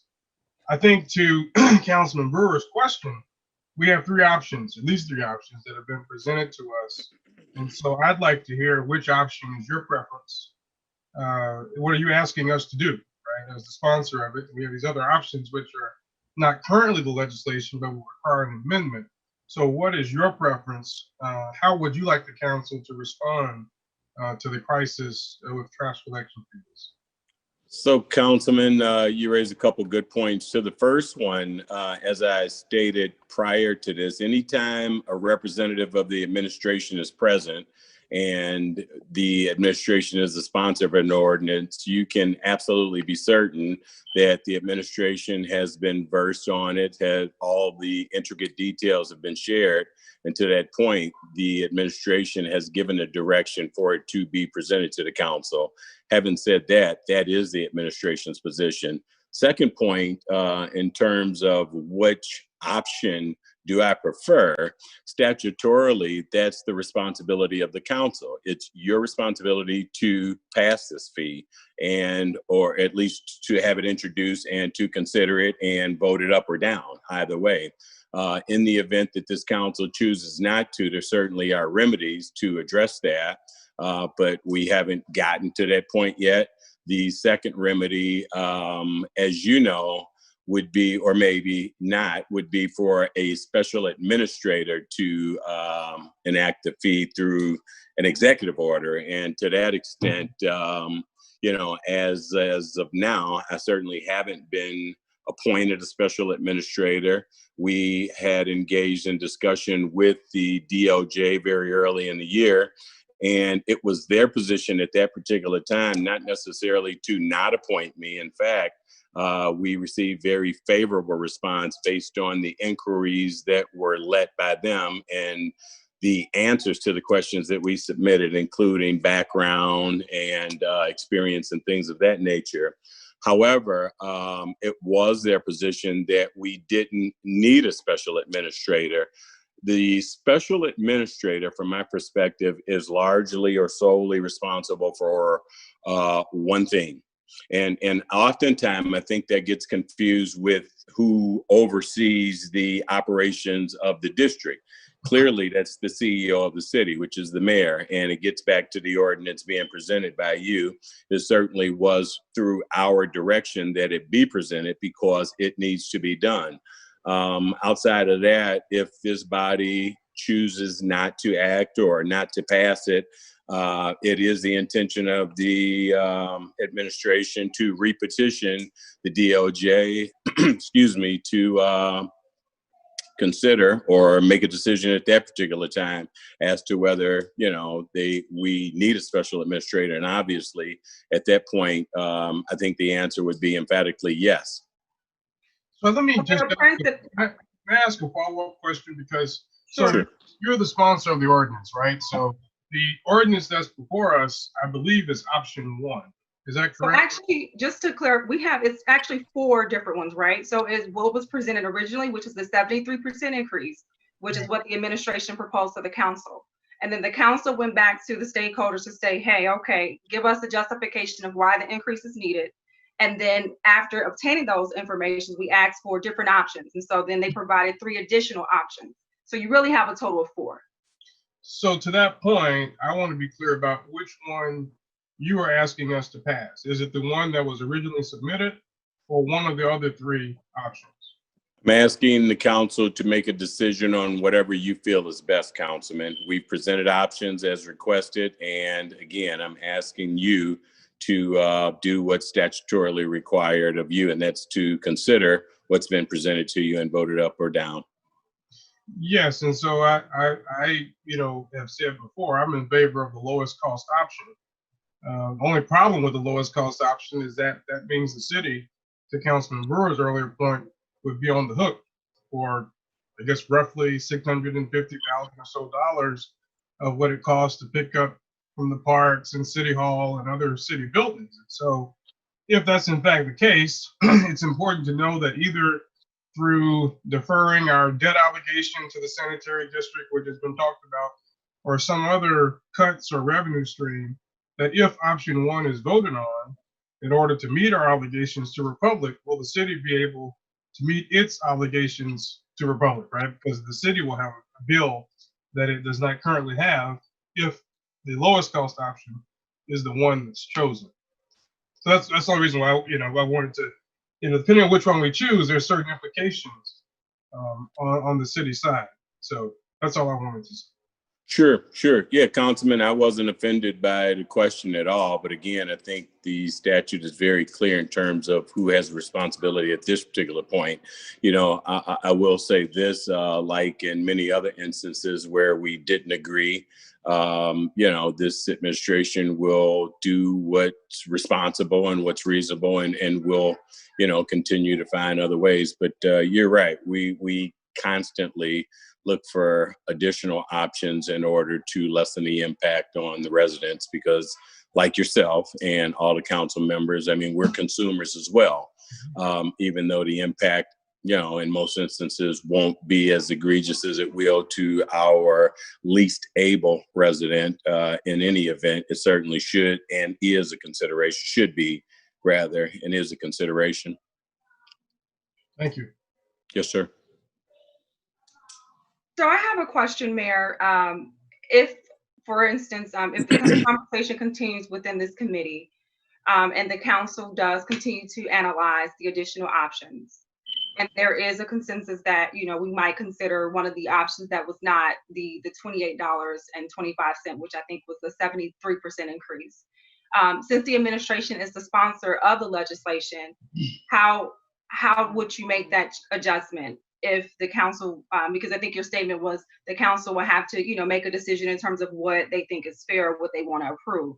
So what if the decision is okay from the additional options that was provided to us by Mr. Sender and Mr. Bakari, it's a different option that we, would like to at least consider for vote. Would you make that change on your legislation?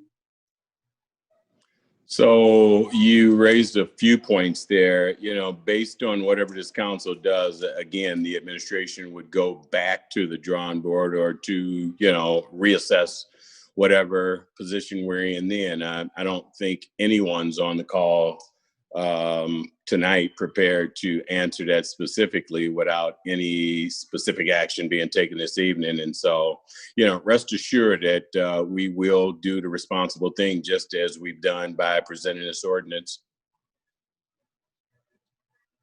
Okay.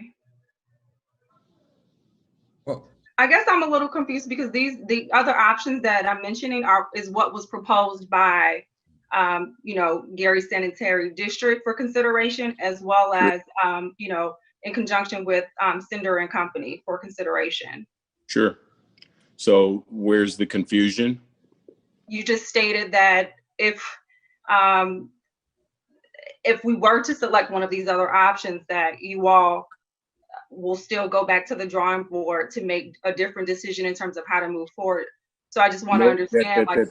That's not what I stated, and I'll be expressly clear. What I stated is that in the event this council chooses an option, and I didn't state it, but this what was inferred by the statement.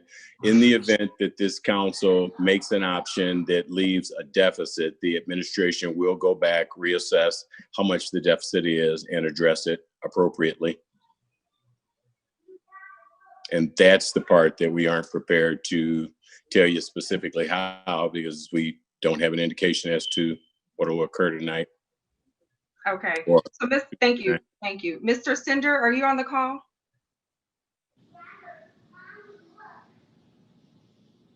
Mr. Vakari, are you on the call? Yes, Oh, I'm here. Carl's I here. Yep. Thank you, Carl. Hey, I just want to clarify, within the 3 options that you proposed, that you completed for the analysis and proposed to the council, either one of those 3 options, will they leave the the sanitary district at a deficit?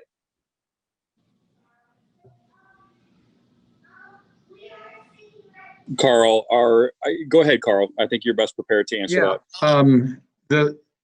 The option that would be at a lesser amount, that would not cover the transfer station and city services of $650,000. That's not going to be covered if you go with that option. So I think that was option 1 and 2, right? Option 1 and 2 did not include. Correct. Okay. Yep. So the sanitary district or the city would be short that amount of money, and they would have to figure out how to fund that. Okay. So council members, are you all clear on what option that leaves?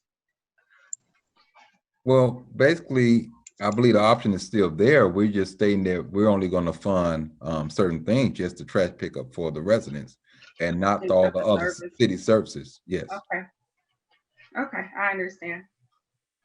Does any other council member have any questions or comments?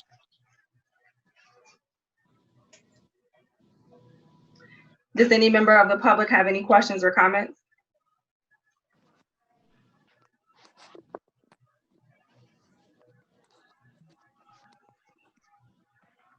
We're good? Well, just in case anyone come. So I want to be clear, we're not scheduled to go out to bid until when? Because Mr. Vakari, you want to answer that? Sure. Yes, council member, we would go to bid about 1 year from now. The contract expires if the GSD board elects for the last year of options to the contract, because it was a 5-year agreement with 2 one-year options. We are in our first 1-year option. That would happen this coming May, which would leave 1 more year. So it'd be May of 2022. So back that up, my recommendation to the GSD board, if the GSD board is still going to be the responsible party, would be to go to bid about 1 year from now in order to make sure that we have a good, clean, competitive bid process with recommendations to the board by plenty of time before the contract expires in May of 2022. Okay. Madam Chairman. Yes, Councilman Lay. I would suspect we would go beyond Republic. As I understand, there was difficulty between the former special administrator and Waste Management. If that statement is inaccurate, I certainly apologize because it's hearsay. What I would suggest is of the executive branch, specifically the mayor, to have a conversation with Waste Management. Let's now make it a competitive bid. No longer do it with one person. I thought the contract on this year ran out May the 21st. I'm sorry, May 2021, as I understand it, that we're operating under this option.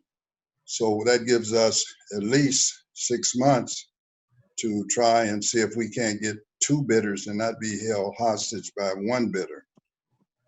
That would be, of course, my recommendation. So that would be something I would ask the executive branch to do, to look in where we would have more than Republic. And we have 6 months, so beyond that, let's assume everything stays the same, we would have an opportunity to do that. Thank you, Yeah, Councilman Lake. So I think, Mr. Riccardi, do you want to respond to that? That is. Sure. So just to go back in 2012, it was an open public bid. It's publicly advertised. In all the legal advertisements are made. We reach out to all the parties that we know about in the Chicago area and nationally. And we received 2 bids, one from Waste Management, one from Republic. That was in 2012. In 2013, when it had been rebid, we received 2 bids, one from Lakeshore Recycling System and one from Republic. Waste Management chose not to bid. And again, that was a open public competitive bid process. It was Waste Management that chose not to bid. So if we go back out to bid again, it has to, by law, be an open, publicly bidded contract. So if Waste Management chooses to bid, that's up to them. We can't make them bid. Madam Chairman, apparently I'm usually misunderstood. What I'm suggesting is, I have been informed, again, I don't know the accuracy of the statement. I'm not asking for a private bid. I certainly don't want to discuss 2012. What I'm talking about is we're on an option year, as I understand it, and we seem to go all over the place. The option would, as I understand it, the contract option we're under would end May the 21st. Let's do a public bid. What I understand, there was some confusion between the previous special administrator and Waste Management. And as I indicated, I will apologize if that statement is untrue. But again, I'm just simply asking, Mr. Gunn, maybe not you to do it, that the board itself go and when public bid say, okay, now we basically do not have the same special administrator. Would you consider submitting a bid? It would be a closed bid. I'm not suggesting giving them any type of advantage. I simply thought, even though the mayor is not the special administrator, he is the senior executive, to at least talk to them about submitting a bid, but it would be a closed bid. We wouldn't give them any advantage. Now, I do have another question. In terms of what we're doing here, and then I'm gonna be quiet and let you guys do whatever you want to do, and I simply will cast a vote when you come to the end. I do not believe that we should make the sanitary district whole for the failure of the special administrator, the director, and the board to put that 3% acceleration on there. It makes no sense to me. When you do something, make a unilateral decision independent of the other party, then that's your decision. So again, no matter what we compute, I'd like to know what's happening with that escalation clause. I think they're asking us to make them whole. That may not be, at least it's clear to me, but it may not be clear to the council. Their fees and expenses have not went up if we leave certain years out. I think since that's been paid, they certainly should pay that. It's already paid. We shouldn't try to make them whole. That may be where I differ with the sanitary district as well as the majority of this council. They made a unilateral decision. The people of this community was not aware.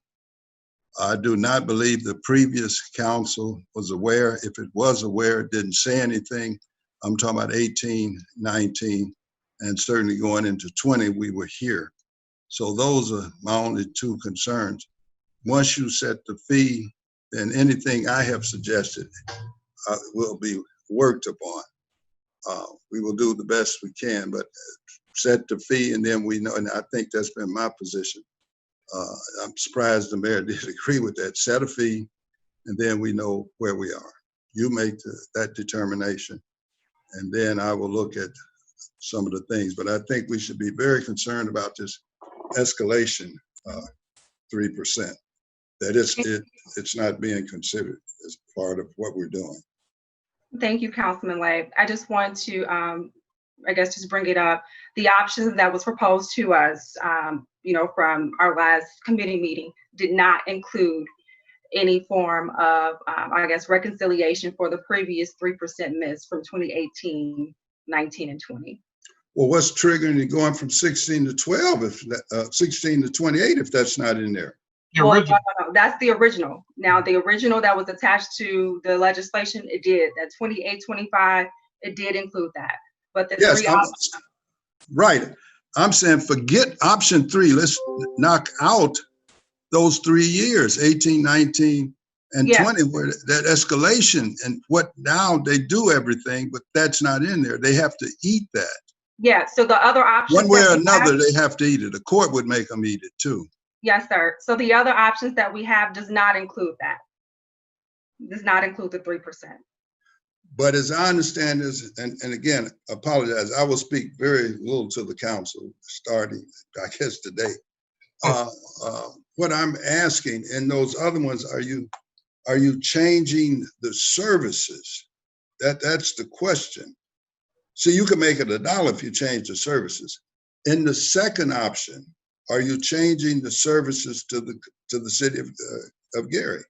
So the third option that Second option for a moment. Just what happens on the second option? yeah. So in the second option, the services that are provided to the city are not included.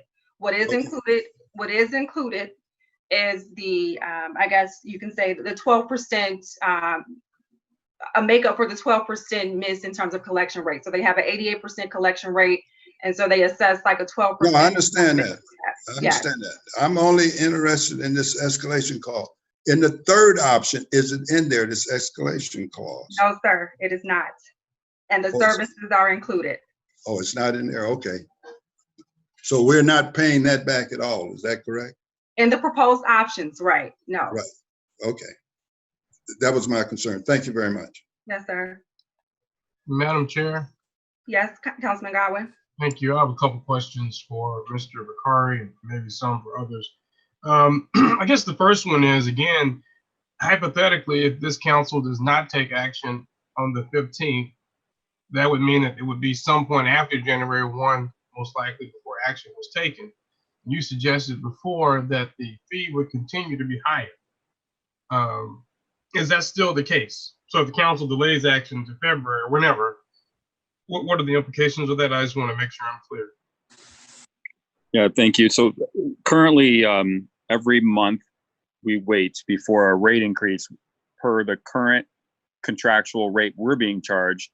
We're still losing $133,000 per month. When we get into January 1st of 2021, it'll be 3% more because the contract with Republic has a 3% escalator per year. So, pardon me, I'm not doing the math, but it's $133,000 a month plus 3% would be the loss. So our options 2, 3, and 4, I guess we could put it that way, are including this increase anyway. Right? It's already. Yeah, the escalator's there, and I think it was a matter of semantics. I believe I understand what Councilman Lay is stating is he does not want to pass a rate that would include any past years, right? So it'd be 2018, 2019, and 2020. Those 3% escalators of which we have not had the luxury to charge the residents, right? And we're having to still pay Republic. But going forward, and those were all those options. And I think Councilwoman Adkins made that clear that the options to the proposed ordinance that was presented to the council, none of them include catching up, if you will, for past years' losses due to that escalator that happens year over year.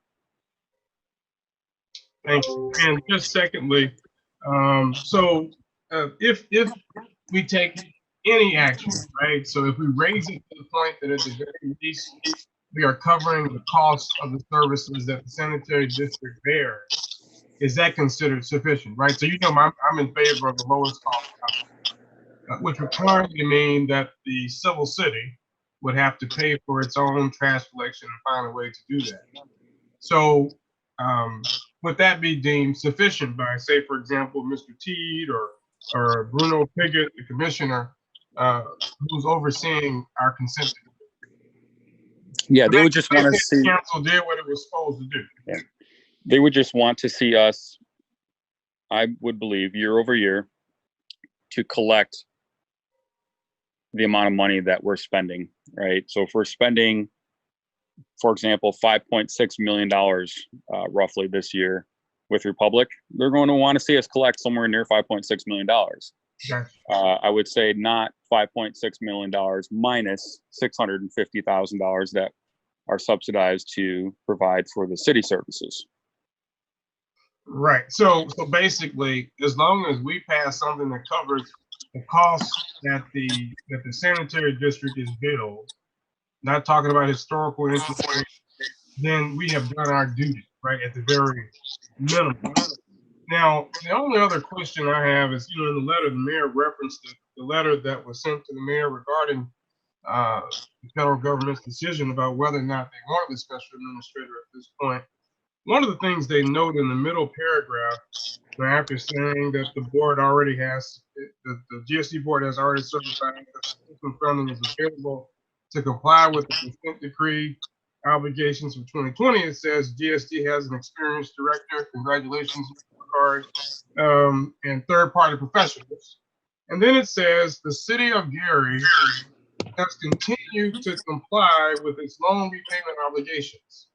So that's one of the points that the federal government, Mr. Teed and Mr. Piggott, raised as a reason for congratulating the sanitary district and relieving it of the need or the cost, I suppose, of having a special administrator. So since they say we've been paying our debt obligations, and I know we're having conversations about delaying payment or deferring payment of debt obligations, do you think any such action like that might make Mr. Teed or Mr. Piggott or whoever Mr. Biden may make their successors become, will that change their opinion of the quality and condition of the sanitary district? Is that a question for me, Councilman? Whoever's brave enough to answer it. I can answer that question.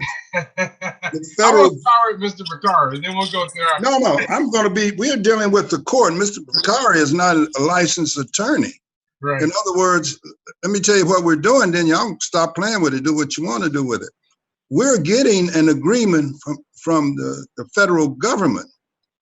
That federal agreement will then go into a federal court.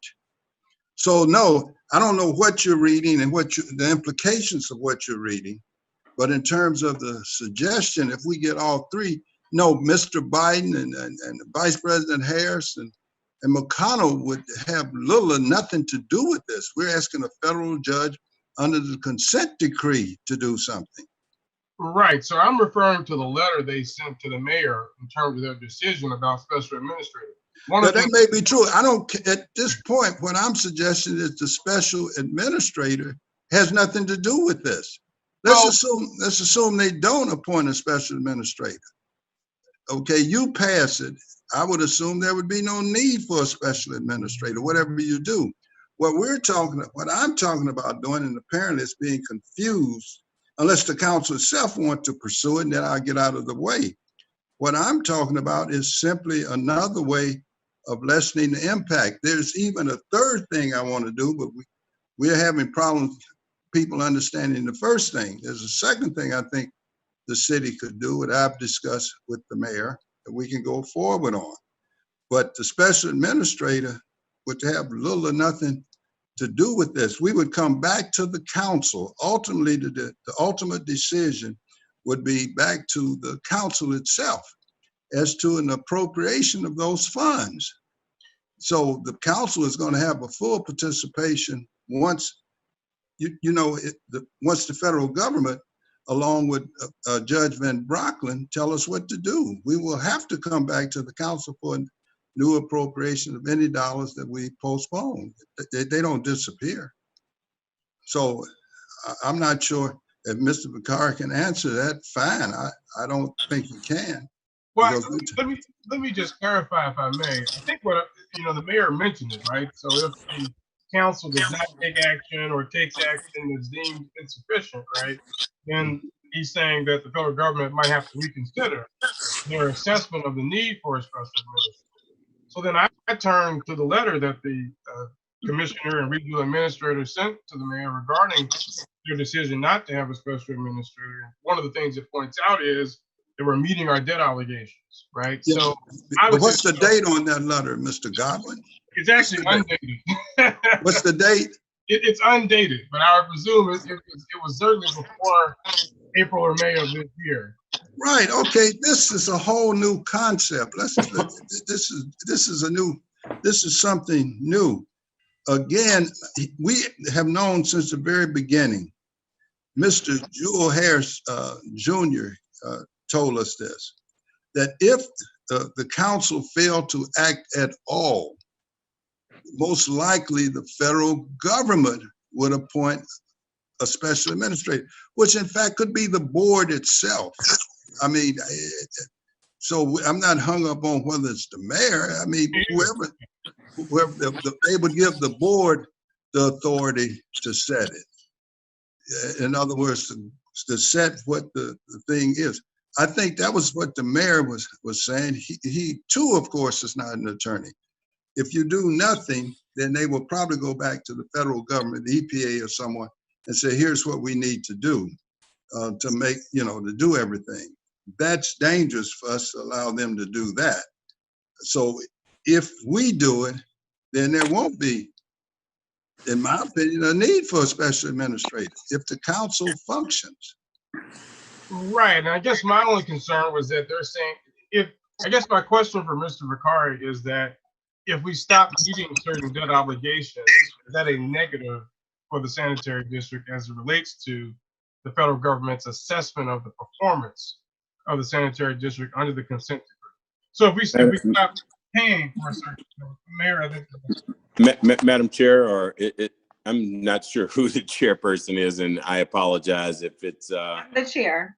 I thought so. Thank you. So Councilman, the only thing I'd add to that is that if I'm not mistaken, and certainly we've got a couple of attorneys on the line, including yourself, the debt obligation that they were speaking of is that it's relative to the consent decree, and that was the repayment of the loan from the sanitary district. And to that point, the city, prior to this administration, continued to meet that and has done and will do so, under this one.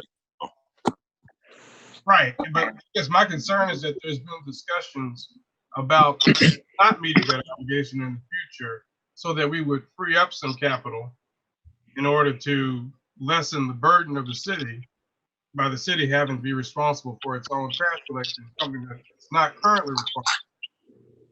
That was my understanding and part of what Councilman Lay's efforts were to get a break on some of those payments so we could catch up and find new revenue sources to soften the burden on the residents. No, I even have something beyond that. I'm trying to get to understanding of step one before I even get to two. The sanitary district will be made whole. Any new monies would be coming as a result, would come from the city. It would, let's assume, just for the sake of discussion, that the court would allow on this 4.3 million to move it, postpone. We did it on the school district for 25 million. I'm merely suggesting we move it back. Let's say we ask for 2 years, they give us 1 year. The amount we would have would be $600,000. We're in a pandemic. We have people unemployed. This city is 74% African Americans. It's a lot of rationale will be given to the court along to the federal government. That decision will be made in Washington, so that gets rid of Biden and all that. If they say no up there, then we will never get back here. I suspect they have more things on their plate to be concerned with. Let's say we do not, just for the sake of this discussion, we do not have to pay the $600,000 immediately to the sanitary district. It took us years to get to where we are now. At that point, the council would have $600,000 to appropriate. What I would be suggesting, and I see Attorney Trent is on, he and I are working together on this, he thought is the lead here. The 600,000, we then would pay some portion, if not all, to the sanitary district, who would give credit to customers. The customer would never get the money. The money would go to the sanitary district, and they would divide it by 22,000 or whatever the figure they got, or the people that have paid, and give them credit toward their bill. There is another step after that that I'm going to bring, certainly have discussed it with the mayor to do, how we can even may accelerate back the payment to the sanitary district, that it does not have to be concerned. It's a way that can be done through somebody giving us a very substantial gift, or we look at money again that we will get somewhere around 22 or 23. All I'm trying to do is lessen, and I believe Attorney Trent McCain, the mayor, we're trying to lessen the impact only in the year 2021. This is not a panacea for life. This is just simply this year, because of the referendum has been passed, which the majority of this council voted for, and is through. It'll come on in July, as I understand it. I would assume NIPSCO is going to come on soon. I would suspect January the 1st. Go ahead, Mr. Lay. Well, Mr. Lay, if we do that, so what you're saying, if we just pay the whole fee that they're asking for, and they'll get a credit down the line then? No, do what you want to do. No, I'm trying to understand what you're saying. When you talk about a credit, I was trying to understand what you were saying about this. No, credit. if the council decided, and I'm an accountant as well as a lawyer, I understand exactly, and it's sometimes difficult to maybe explain it all to lay people. What would happen if, and I think the federal government may be willing to take step one, we would immediately be able to appropriate that money to go to the sanitary district. Just a dollar would go over there. They would divide that dollar and reduce, it would be a credit back to the customer. Now, whatever you set it at, my plan is going to function anyway. It has nothing to do with the amount. It will be an attempt to function. I do not believe the sanitary district will be hurt at all by the postponement. Assuming the step two that I'm not going to even bring up now, where we would go and try to recapture even those dollars, and we would not have to necessarily have the postponement. It's a two-pronged attack on lessening the impact. That's all it is. And I'm only giving you one at this point, because the other one would be even probably more confusing exactly how it will work out. So again, once you pay us it, whatever you pay us, we will continue to work. My only position has been from the very beginning, I do not want to lessen what's done to the residents. Now, if you're talking about taking away from the beach and stuff like that, I'm not overly concerned with that. But I am concerned with the residents, or whatever you would want to take away. And I notice my president is laughing. It's not the beach. I don't go to the beach. I couldn't go to the beach here until 1971. But anyway, I know that's hard to believe, but that's the way it works. So, so all I'm suggesting is whatever you pay us, no matter what you pay us, we will deal with that. We will deal with that. Even if not only we might have to restore services. You see what I mean? In other words, when we go back, we might even say, well, now we have, the mayor has indicated he can't do it presently, which again, he's made me aware of that. He does not have the money presently to do it, or where the money would come from. This plan would allow us to even restore services if that became necessary, depending on what the council would do. We would then give them the money, they would give us more services. Whoever won the bid. That's why, again, I was suggesting we go after all of the bidders and get the best bidder we can have now. Let's start over where we get more than, one bidder, that's all. Thank you, Councilman Lake. Is there any other comments or questions? So Councilwoman Atkins, I want to make sure I'm clear. So which option is it that will make the sanitary whole without the city services piece? Which option is that?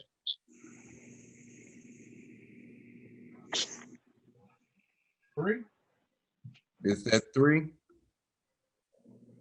Could you No. without I'm hesitating on the make whole part. Like, well, let me rephrase it then. Make them current to this point, not the back, the rearage. Just current for 2021 going forward. Not the rearage that we owe them. mm-hmm. You're And not include this, and not including city services. Right. That would be option 2. That'd be option 2. Okay. Is Mr. Sender still on? Mr. Sender, if that's incorrect, please step in. I just want to make sure I'm articulating correctly. Yeah, option 2 is just for the curbside collection. It wouldn't include any of the city services.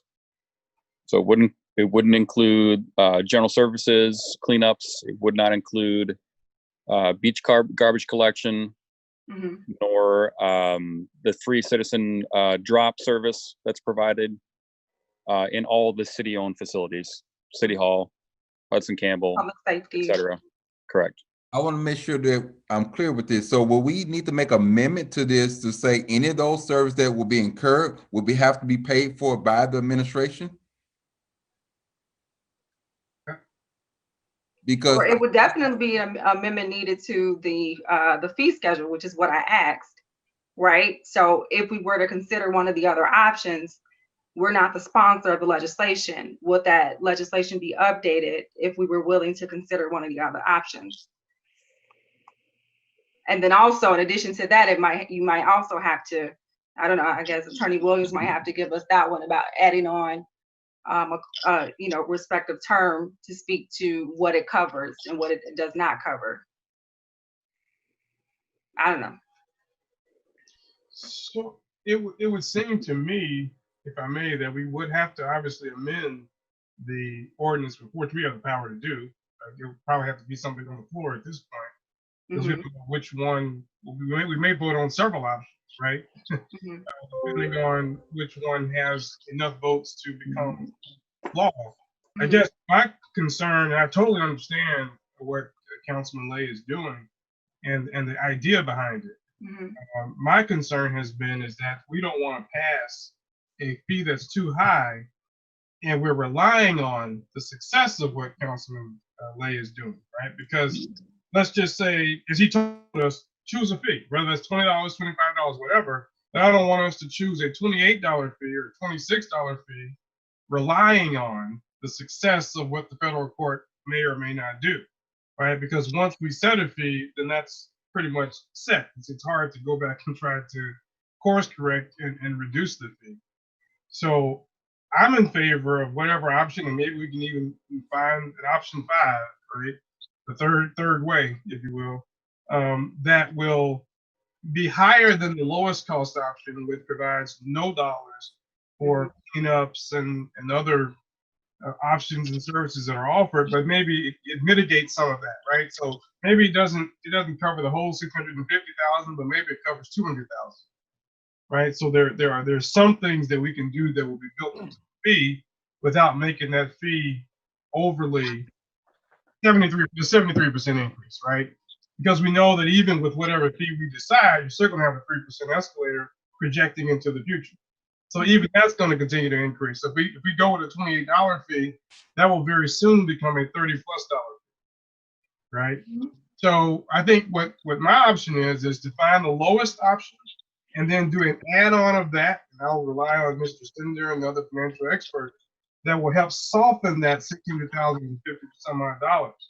Maybe it's $200,000 or $250,000, so that we're not just totally putting the city on the hook for such a large sum while we hopefully are able to get the debt obligation deferred.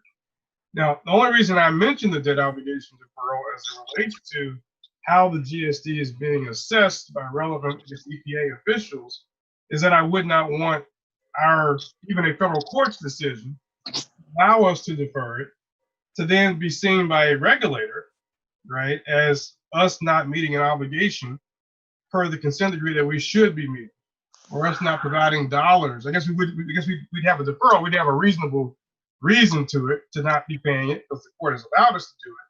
But I wouldn't want them to judge poorly the financial condition or performance of the sanitary district if we are all of a sudden not meeting that obligation, even with the imprimatur, if you will. So, Madam Chairman, I brought it up. Madam I just wanted Chairperson. to make this quick statement, and then I'll let you speak, Councilman Lay. So I understand what you're saying, Councilman Godwin, but I also think like for that analysis to be done, right, we will have to get a commitment up front from the administration in terms of what is feasible on their end for Sender to even have, you know, a point of reference to work towards. Again, just based off of like what you just said, the starting point will be option 2 from that, right? And so, you know, I'm thinking about time. I'm thinking about, you know, this potential proposal is to set this fee increase to start at a January 1 start date. So I just wanted to also put that in the heads of council members as well. Councilman Lay? Oddly enough, I agree with what my president, Mr. Godwin, said, except the last part. He got a little gobbledygook there to me. Basically, no, don't set a fee based upon that we're going to get this done. I absolutely agree with that portion of it. Again, even as you reduce the services, so far, some of the options don't reduce services to the people. It reduces, and he laughed when I said the beach and the picking up and stuff like that. If you do that, I can probably live with that one. That still gives us time to proceed with what we want to do. The contract with Republic would be that if we were able to restore the difference, whether they would be, or whoever gets the contract, I should say, over at the sanitary district, if we were able to do this, then they restore those services. That would be fine. I can agree with that one. That's why I say I don't think I'm that far away from what Mr. Godwin has said, except that last part. I'm not sure I fully buy into that. But again, whatever fee you said, it appears either we create this 5th option, as he said, or it could be option 2 there now, and where we get rid of certain, reduce certain city services. May be the best way we can do, but we also need to see what the city itself would do in the meantime. I like the way he did it.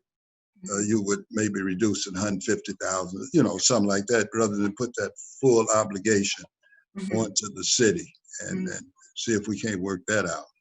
Do we want to pinpoint a dollar value, or do we want to like look at what's included into that 650? I'm just throwing it out there and say like, okay, you know, we would propose potentially the fee increase to include the citizen drop off and then the community cleanup dumpsters.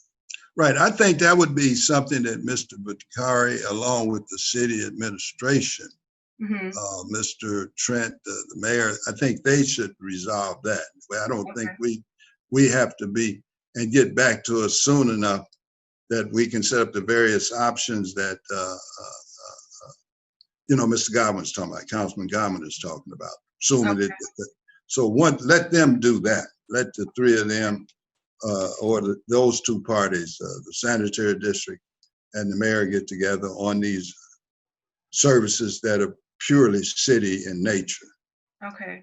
Attorney McCain, can you take that action for, I guess, the committee, if you will, to look at the $650 annual spend that equates for the city services, and then to see, you know, based on what you guys can do in terms of supporting a portion or all of that in an effort for us to kind of reduce the burden upon the citizen and then not lose any portion, if applicable, any of those services.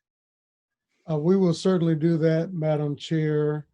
If I could just add a few things. Absolutely. In your calculus. First of all, Councilman Godwin cited language in the letter that the mayor received in the decision as to not appoint a special administrator at this time. And he cited the language regarding the loan payments that have been made timely. We will be in year 4 in the year 2021 regarding those loan payments. So they have been made timely for the 3 years prior to that. The project that Councilman Lay and the administration is working on is to ask the federal government to allow us to defer those payments, but we are not asking for forgiveness. So that's something that I want for each of the members of this body to keep in mind. We are not asking for forgiveness. We are asking for a deferral. And those payments are going to be due and payable at some point. So that burden will still rest on the city to make those payments at the appointed time or the agreed upon time. So it's something that we are asking for a interest-free deferral on, but that responsibility is still going to fall on this fiscal body's shoulders at some eventual date.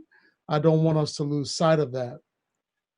Even though we have gotten the letter from the federal government that everything is okay, please keep in mind that the SBOA audit report that the city received recently, many of you were present at the exit conference with that, show that this particular audit exception, where the wastewater revenue was used to subsidize the solid waste shortfall, was an audit exception that existed for 3 years. This is the 4th time that this audit exception has existed with the SBOA. So even though we are concerned and we have been talking about the federal government, we also have to be conscious of our responsibilities to our own state. This is the Prince administration's watch. We cannot say past December 31st, 2020, that this existed in prior administrations. If we don't fix it in 2020, then we have a problem. And we cannot point to the prior administration's shortfalls with what happens in 2020. As the mayor pointed out, that would be the impetus for this administration to ask for the government to reconsider its position on special administrator, because this body may decide not to move forward with it. Also, the mayor pointed out in his comments that the city cannot do it. We cannot fund it. You all are intimately familiar with our budget. You know what we have. We cannot afford to take on over $500,000 additional when the budget that we presented before this council already projected a $3 million shortfall. So to add over $500,000 to that shortfall is certainly not feasible. As the mayor pointed out, we cannot do that. And I just want for us to stop for a moment and remember that it's not the city and the GSD. We're not trying to, if we are trying to protect the residents, we can't say we're going to lessen the burden on the residents by absorbing this cost at the GSD level and making the city take it on. If the civil city takes it on, a $650,000 difference, then that's going to affect the residents, but just perhaps in a different way. If we have to use those funds for services at that level, that means that we're going to have to reduce services at another level. We're just squeezing the balloon. The air is going to be in there, but the air is going to go to a different level. If we squeeze down on one particular set of services, then that means we're not going to have those for the citizens of Gary. So those are the things that I wanted to mention, so that as you calculate your decision, I wanted you to keep those things in mind, because it seems from the discussion that we may have been losing sight of that. Thank you very kindly, Madam Chair. Thank you, Attorney McCain. I have about 30 seconds, Madam Chairman. The money owed to the sanitary district just has to be paid sometime in the year 2021. It does not have to be paid January. It just has to be paid during that calendar year too.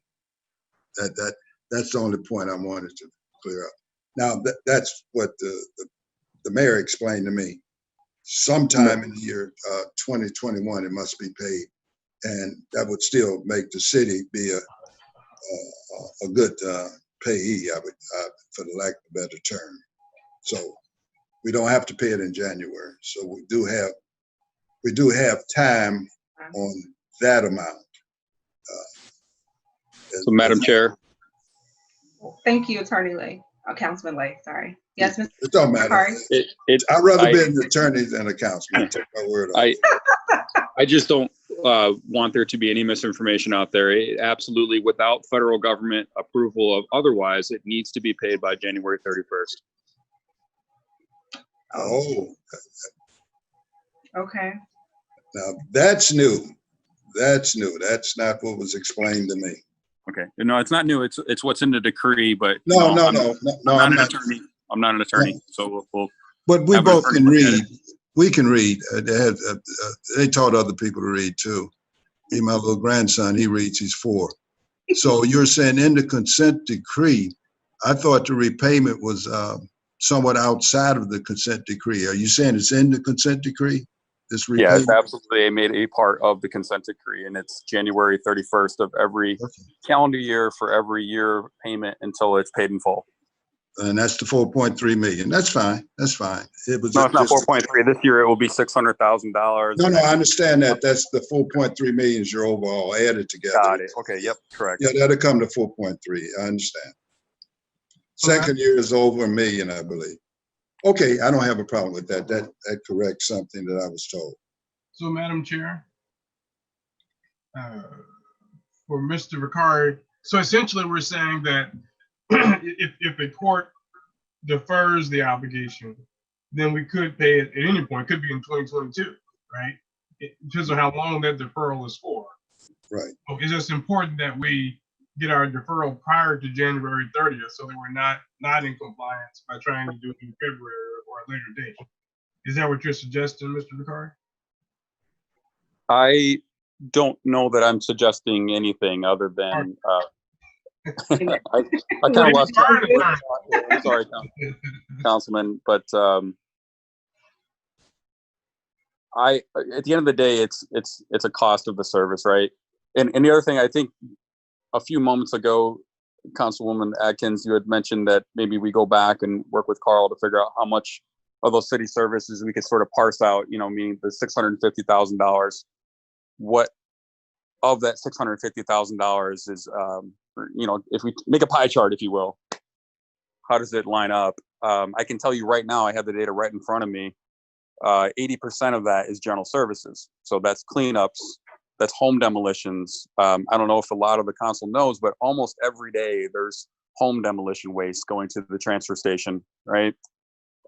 There's that many homes being torn down in Gary. So 80% of that is that type of waste. So isn't home demolition done at a redevelopment where dollars, I know there's dollars there. And Correct, for the demolition and the contracting, but the waste, when it's done in-house, which a lot of the homes are done in-house, that waste is taken to the transfer station under the general services ticket. And we pay for the tonnage there, right? Correct. Yep. So can I ask a question in relation? Yes, Councilman Godwin. Thank you. So in relation to what Councilman Brewer asked, why can't redevelopment be billed for the waste? I mean, you can't just say, you can't pay for part of it, right? I mean, it's not only the demolition of it, it's the full, all the factors of production, right? Everything that's involved in it, including waste disposal. So why aren't we billing redevelopment for the total cost of the demolition? Well, redevelopment certainly could have their own account. I think at the end of the day, I'm not sure how we got here or why this is done this way. It's just something we've inherited at GSD. But I could tell you, my profession would be that there be fewer homes demolished, right? If they're having to pay themselves for the cost, I would say on average half the cost of home demolition is disposal of the material. And if they are having to pay that themselves, that would be mathematically half the amount of homes demolished on any given year. Because I know there are some grants involved too, right? I mean, there's grant dollars for some of it's direct expenditures. There has been, yeah. And I know there's a lot of but stuff if too. grant dollars get stretched, right? You're able to do many more homes if you can dispose of the waste somewhere else, right? So, But and that's what's happening. They should bear the full cost of that. They should be honest in their accounting about what it actually costs to do the demolition. So I think that part of the analysis should factor in what it would look like for them to do all of it. I know there's still farm stuff, right? And so maybe with some of these transactions, they'll have more dollars to pay for the real cost of the demolition. So I think that as the rubber starts to meet the road, to Attorney McCain is very prescient and I think true north point that at the end of the day, these services have to be paid for. So whatever things we have to do to be creative and flexible, I think we should definitely approach redevelopment on that. And they may have to pay the full cost and just factor that in. So that's all I wanted to say about that. Yeah. And the last thing I did want to just say, I certainly understand what Attorney McCain is saying. He is correct, right? That somehow it's going to have to be paid for.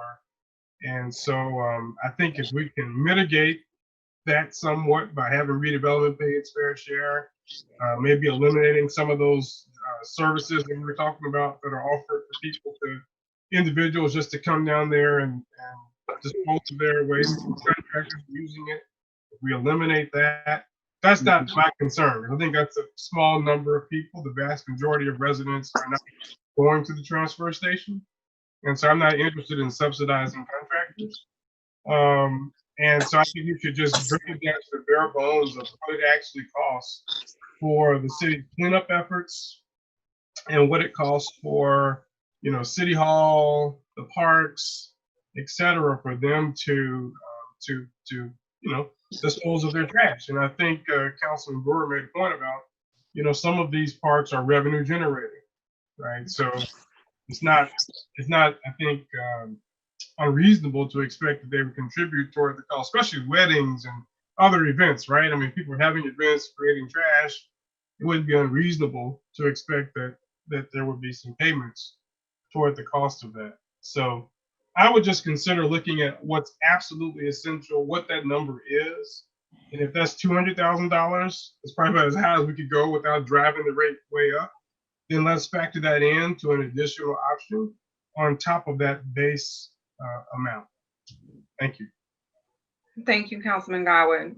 So, Mr. Vicardi, in terms of, I guess it's just this one action item, right? Us just being able to do a deeper dive on the services aspect of it, and then potentially trying to do an assessment in terms of what's feasible for the administration or these, respective entities to take responsibility for in-house, and then what will leave as the pass-through for the resident.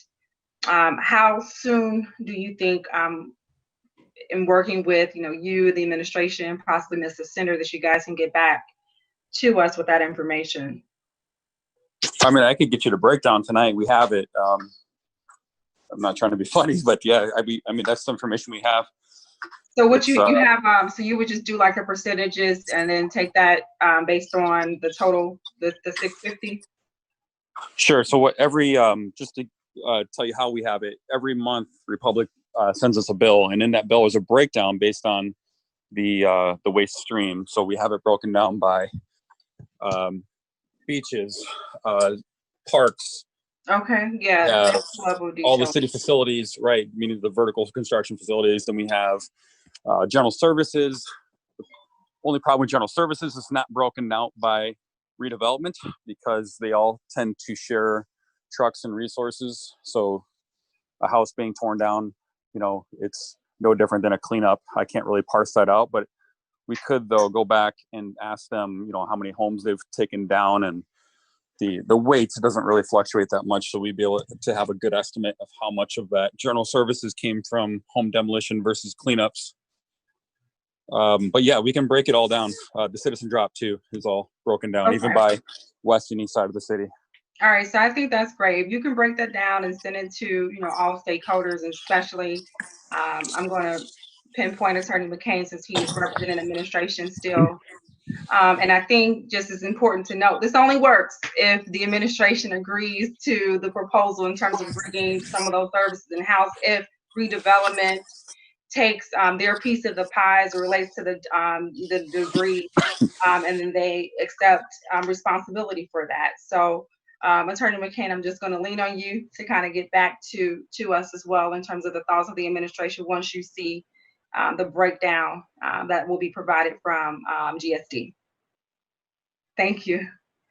I just wanted to give these pinpoints, Mr. Vicardi. I know there probably was like misses. These were some things that was asked from the last committee meeting from certain members of the council.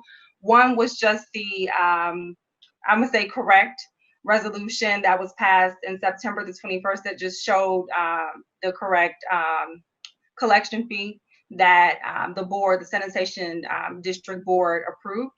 I think it was mentioned briefly that the one that we had did not have any type of fee schedule associated with it. So we just wanted to make sure that there was continuity between what was passed on their end and what was presented in front of the council. And then the other thing that we had asked for but had not received yet is this was, I think, Councilwoman Brown, when we talked about recycling, there was a request to get that recycling report. I think I had mentioned the contract that Republic, based on the terms, should be providing us with at least a quarterly report. And so we would like to provide that information to all members of the council, if it was a quarterly report or just at least, last month's usage in terms of recycling.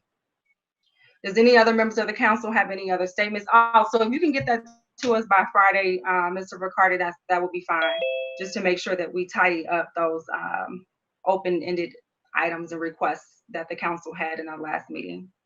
Any other council member have any questions, comments about 2020-69? Yes, Ms. Chairlady. Yes. Yeah, question for Mr. Vicardi. Are you there, Mr. Vicardi? He's here. He's here. He's on mute. Yes, sir. I'm here. I'm sorry. I'm just wondering here. I'm listening, been listening to a lot of takeaways in terms of the contract. And, from a standpoint of what we owe, what the new rate will become, what is the possibilities of us looking at some enhancements of services to get more bang for our buck on the other end? Because we're just looking at it from a standpoint of debt. But we can look at this thing from another perspective also, in terms of looking of an enhancement of services, I don't know, maybe combining some effort, from Republic in coming up with better processes. Sure. I mean, I'm all ears. We've spent, many years here trying to make this a better service. I definitely, if committee wants to get together and talk about that, but sure. I mean, we've really stretched and pushed Republic to the point of them providing, a lot of great additional services. I know they even do there are free events. If there's a well-coordinated city council requested event, say in the spring, a lot of spring cleanups, where they say we're having this neighborhood and we'd like to have some dumpsters donated. They have done that in the past, but as a matter of habit all the time, no, they don't do that, right? But if there's special one-off requests, they have done that in the past. Just wondering if we should look at, opportunities in improving the services. We're looking at it from what we owe, and that's a matter of fact. But as I said, there may be some gains in this from a standpoint of services as well, because one of this thing that this community has is a trash problem. Okay, and we're going to pay for it. If we take away on one end, we're going to pay for it on another end. I mean, it's just as simple as that. You and I have had that conversation in a previous meeting. So, again, I'm just looking at what enhancements, what gains we can make in other areas, because it's a total effort between the city and Republic and, of course, GSD. Okay. Thank you, Councilman Weatherspoon. If there's no other comments from council members, I'll open up comments from the public.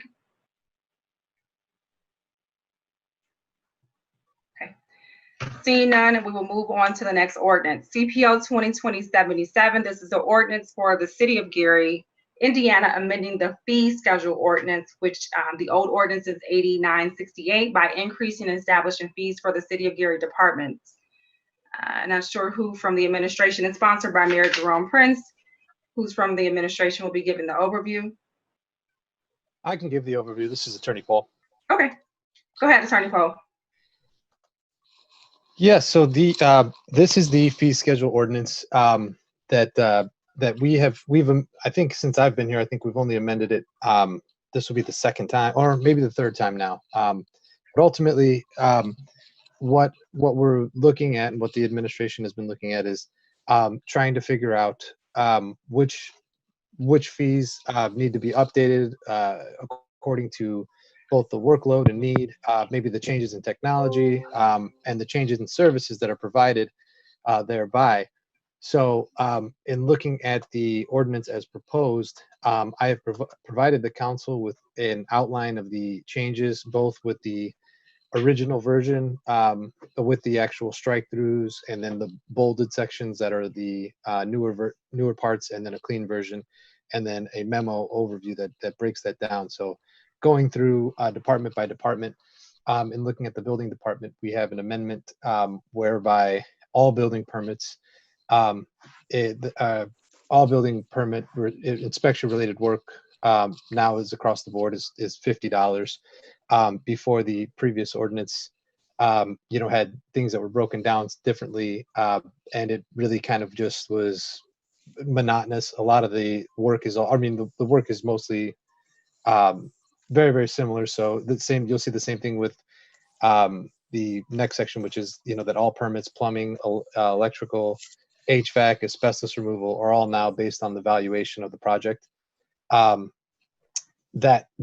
is, again, that kind of goes in line with what we had done the last time we'd amended the ordinance, which was based that on the cost recovery. So essentially, looking at the project, looking how much work's going to be involved, looking how much of an inspection is going to be needed, and what is going to be required of the actual department.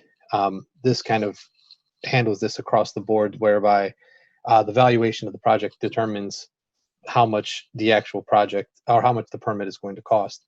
So individual types of permits are going to be removed from the fee schedule. Obviously, they'll still be handed out as electrical, plumbing, HVAC permits, But as far as the fee schedule is concerned, in order to kind of streamline things and right, I guess, right size the ordinance, making that just kind of across the board we're trying to clean that up.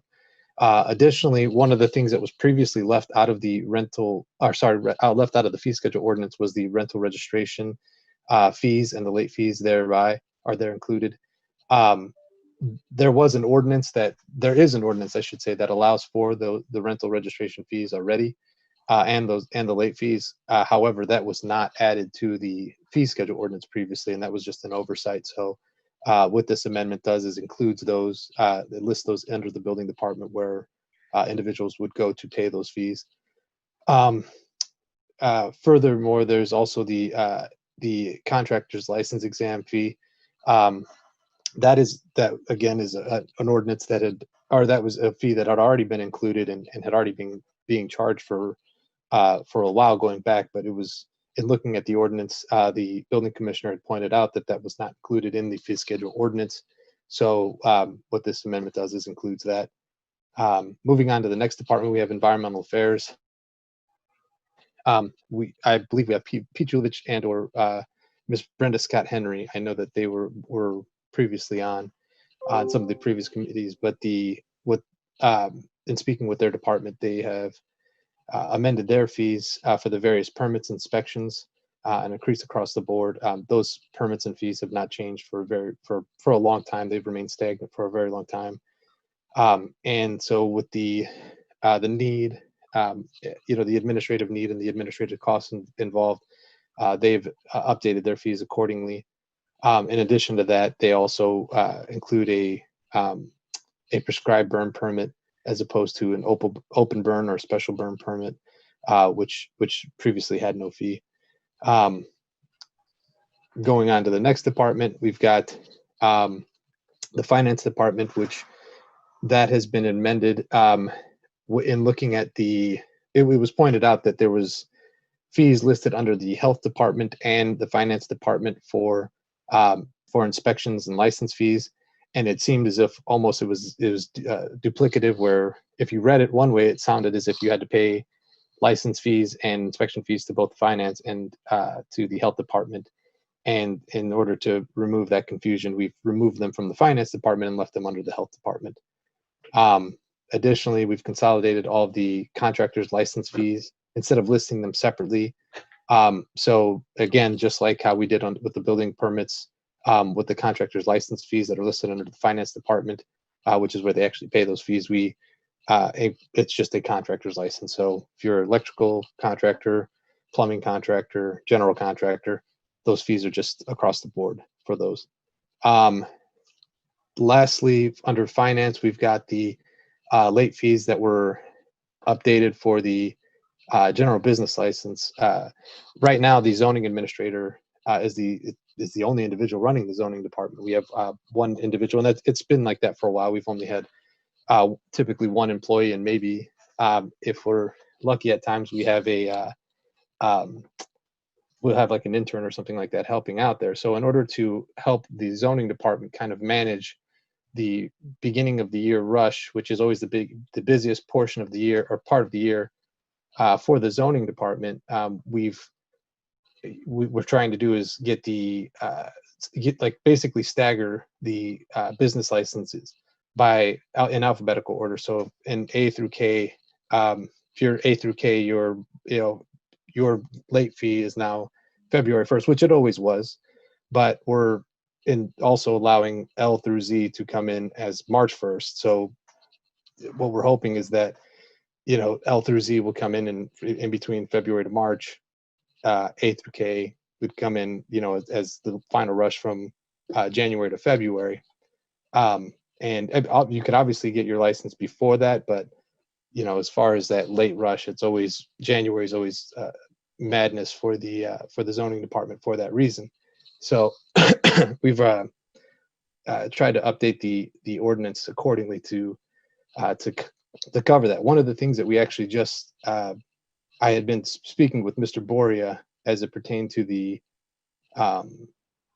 wording that's used under that section, and I think what we're going to do If you take a look at your ordinance under the general business license section, in this, if you're looking at the clean version, the way that it's listed under there on subsection 12 of page 7, under general business license, it lists there the businesses with the first letter A through K. Right now it says due by February 1st. What we're thinking is that that'll essentially, we'll change that verbiage to considered late on February 1st, and considered for L through Z, considered late on March 1st, just to clarify that's the date that it's considered late. And then change that where it states the late fee, $35, instead of it being 31 through 120 days, it would just state 1 through 120 days. So that'll cover that late fee portion. So basically it lays out there, if you're over 120 days late after that, if you're A through K and you're not there by February 1st, 120 days after that, you move up to the next bracket of late fees, which is $50. So turning back to the different departments, we've got the fire department, which would be the change in the fire department is that the medical records requests, we're essentially updating that for the fire department. The fire department qualifies as a provider, as a health provider for health records or medical records. And there are certain charges that are allowed that are specified there, as far as labor fees, certified records, expedited records, page counts, dollar amounts per page, etc. And what we're looking at doing here is cleaning that up and making sure that it complies with the state statute. So that's the change that goes under the fire department. With Parks Department, the only change there was removing Gleason from the fee schedule. The Planning Commission, the prices for the Planning Commission documents, those have changed, just with the increases in costs that I don't think those have been changed in a very, very long time.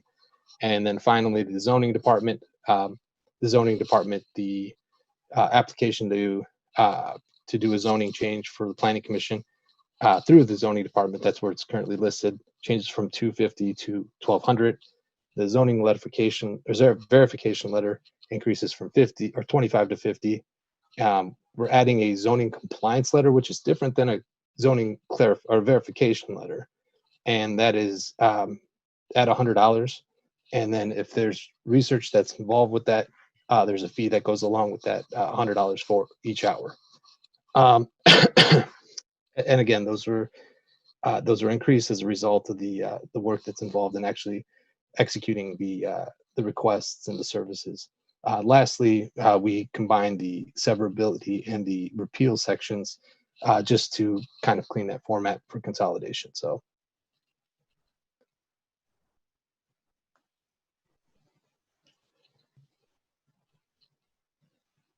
Madam Chair.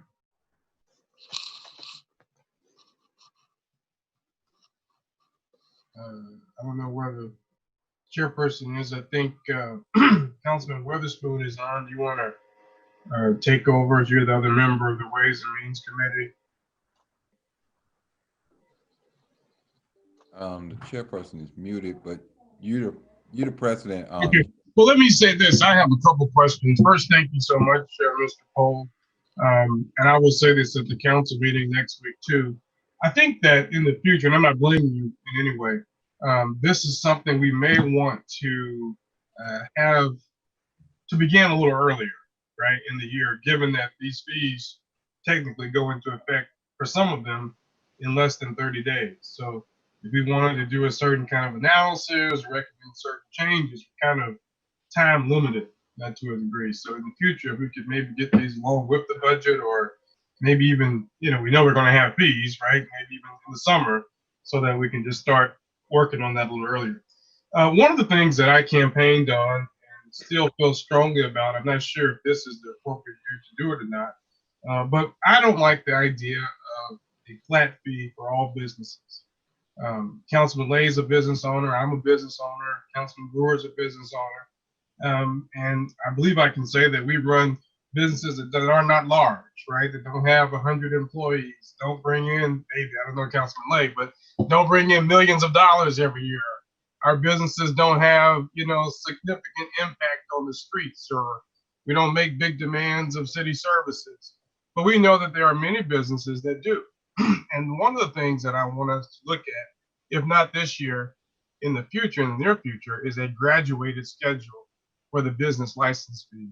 I just don't think it makes sense for, one person law office or a small real estate brokerage or a mom and pop shop to pay the same $100 that hypothetically U.S. Steel might pay, right? Or some of our large trucking companies, which we know have an impact on the roads, or other big organizations in the city. And I know some cities have a tiered structure. You can either do it by revenue, which you kind of have an honor system. It's kind of hard to track revenue, but certainly we can look at the Department of Employment and see headcount. So if an organization has more than 50 employees, maybe their fee is $500. If they have more than 150 employees, maybe their fee is $1,000. But we need to do something to make sure that those who use a lot of the resources and have the ability and capacity to give more, that they are paying their fair share. So if there's nothing, I may make a small amendment or try to make an amendment to a small degree to that effect, because I don't think an extra few $100s is going to kill some of these large businesses that make a tremendous amount of revenue, have a tremendous cost on the city, but give very little very often. In terms of the city, civil city, I know they pay taxes and they employ people, and that's obviously very important, and I respect that. But we do need to have a better fee structure. Lastly, there are nonprofits in the city. I believe strongly in nonprofits, but there are some, especially around the treatment of mental health and other types of facilities, where I know from conversations with police officers that they present tremendous demands on police and fire services in terms of the number of calls that go to some of these facilities. I love their mission. It's important. But they're not paying any tax, right? So we're not getting any property tax. Yet there's sometimes I've seen it 200 or 300 calls, 400 calls to just one facility. And that's obviously a tremendous demand on public safety resources, which we know are already limited.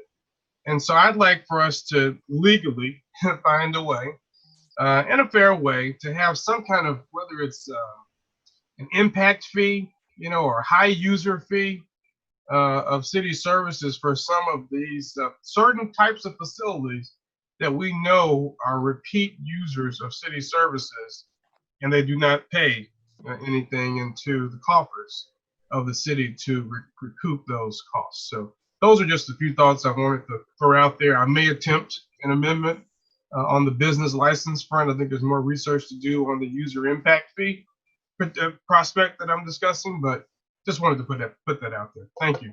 Yeah,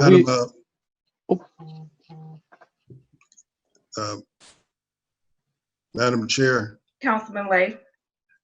Again, I was getting I agree with my president again. I believe that's an excellent idea. It just requires them to do more work than they're doing.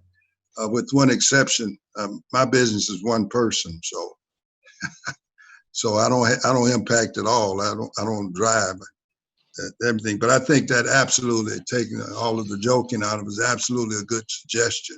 Mm-hmm.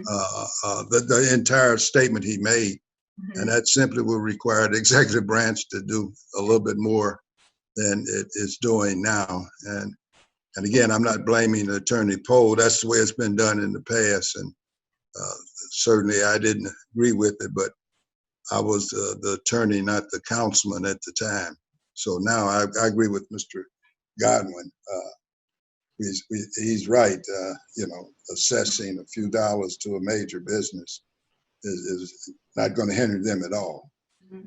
And So, Attorney Poe, I had two questions relative to what Councilman Lay just said and Councilman Godwin. My question was relative to how do you all assess the analysis in terms of what the fee should be? Are you doing any benchmarking against other municipalities, or what's best practice is used to ensure that we are to scale? So Absolutely. Yeah, just to both to all the council members that have spoke that on this point, the administration is obviously more than willing to work with you on this, and I think it goes hand in hand with kind of how we started to really look at some of these fees as really more of a cost recovery, which is actually one of the sections that we've listed in here, because do you have there's absolutely a need to be fluid with these situations. If you have these rigid amounts, it's very, very difficult. So for example, with the general business license fee, that is something that it's been set for a long period of time. It's been set as at $150 and then $100 renewal.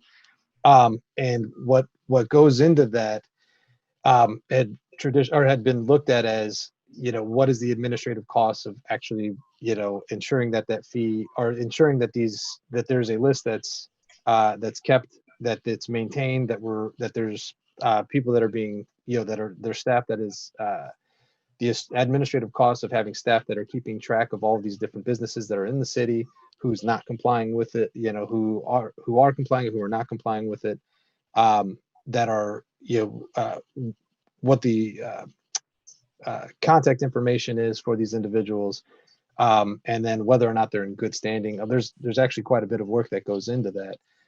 But that being said, looking at it from the standpoint of a user fee, it takes that a step further, which obviously we're more than welcome to, or more than willing to work with. So the dollar value that's assessed for fee based on each category is quantified by an internal analysis, you're saying, that incorporates administrative cost?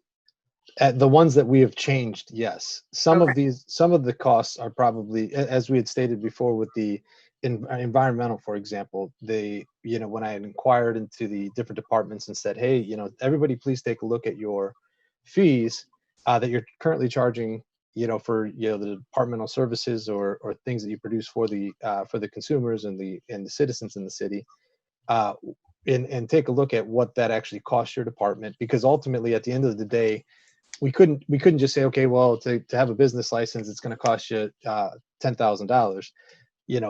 There's got to be some component to it to where it reflects what the actual administrative costs are on the city, and what the costs are on the, for any services that are provided thereof. So it's got to be reflective of that in some way or another. So the new charges that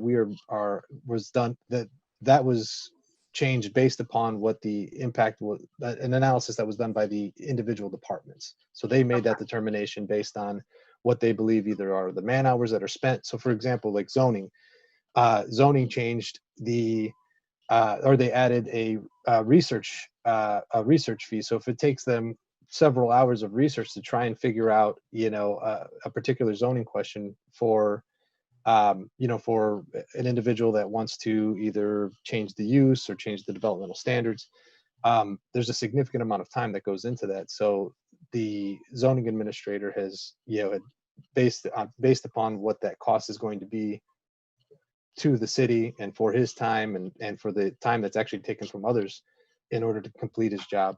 That's why that was put together for that. I'm going to recommend that, it's taken a step further. I think benchmarking should be done. We should definitely be assessing ourselves comparable to our neighboring towns to see if, we are, I want to say, like in terms of being competable, because it's not really being competable, but at least we're within the same playing field, to ensure that this is a revenue generating factor for the city. And so we want to make sure that we're doing due diligence and utilizing benchmarking and best practicing for our fee schedules.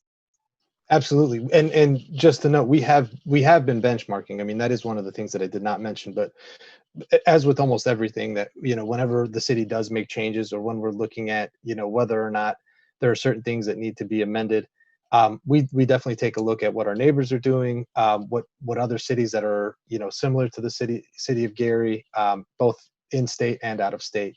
So we definitely keep our eye and our ears to other communities, just to make sure that either we're not completely out of line, or maybe we're way behind. We've always, as a city, we've got to evolve. We've got to ensure that we're doing, what's either the common practice, and then at certain times we're going to take that step to be the leader. Maybe we do look at, implementing a different charge, and seeing essentially what we can do that's both good for the citizens and good for the city.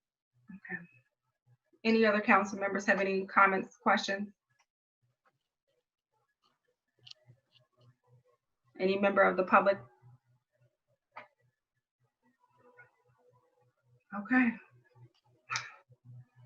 It is 8:44 p.m. and we will call the Ways and Means Committee adjourned at this time. Thank you, guys. Have a good evening.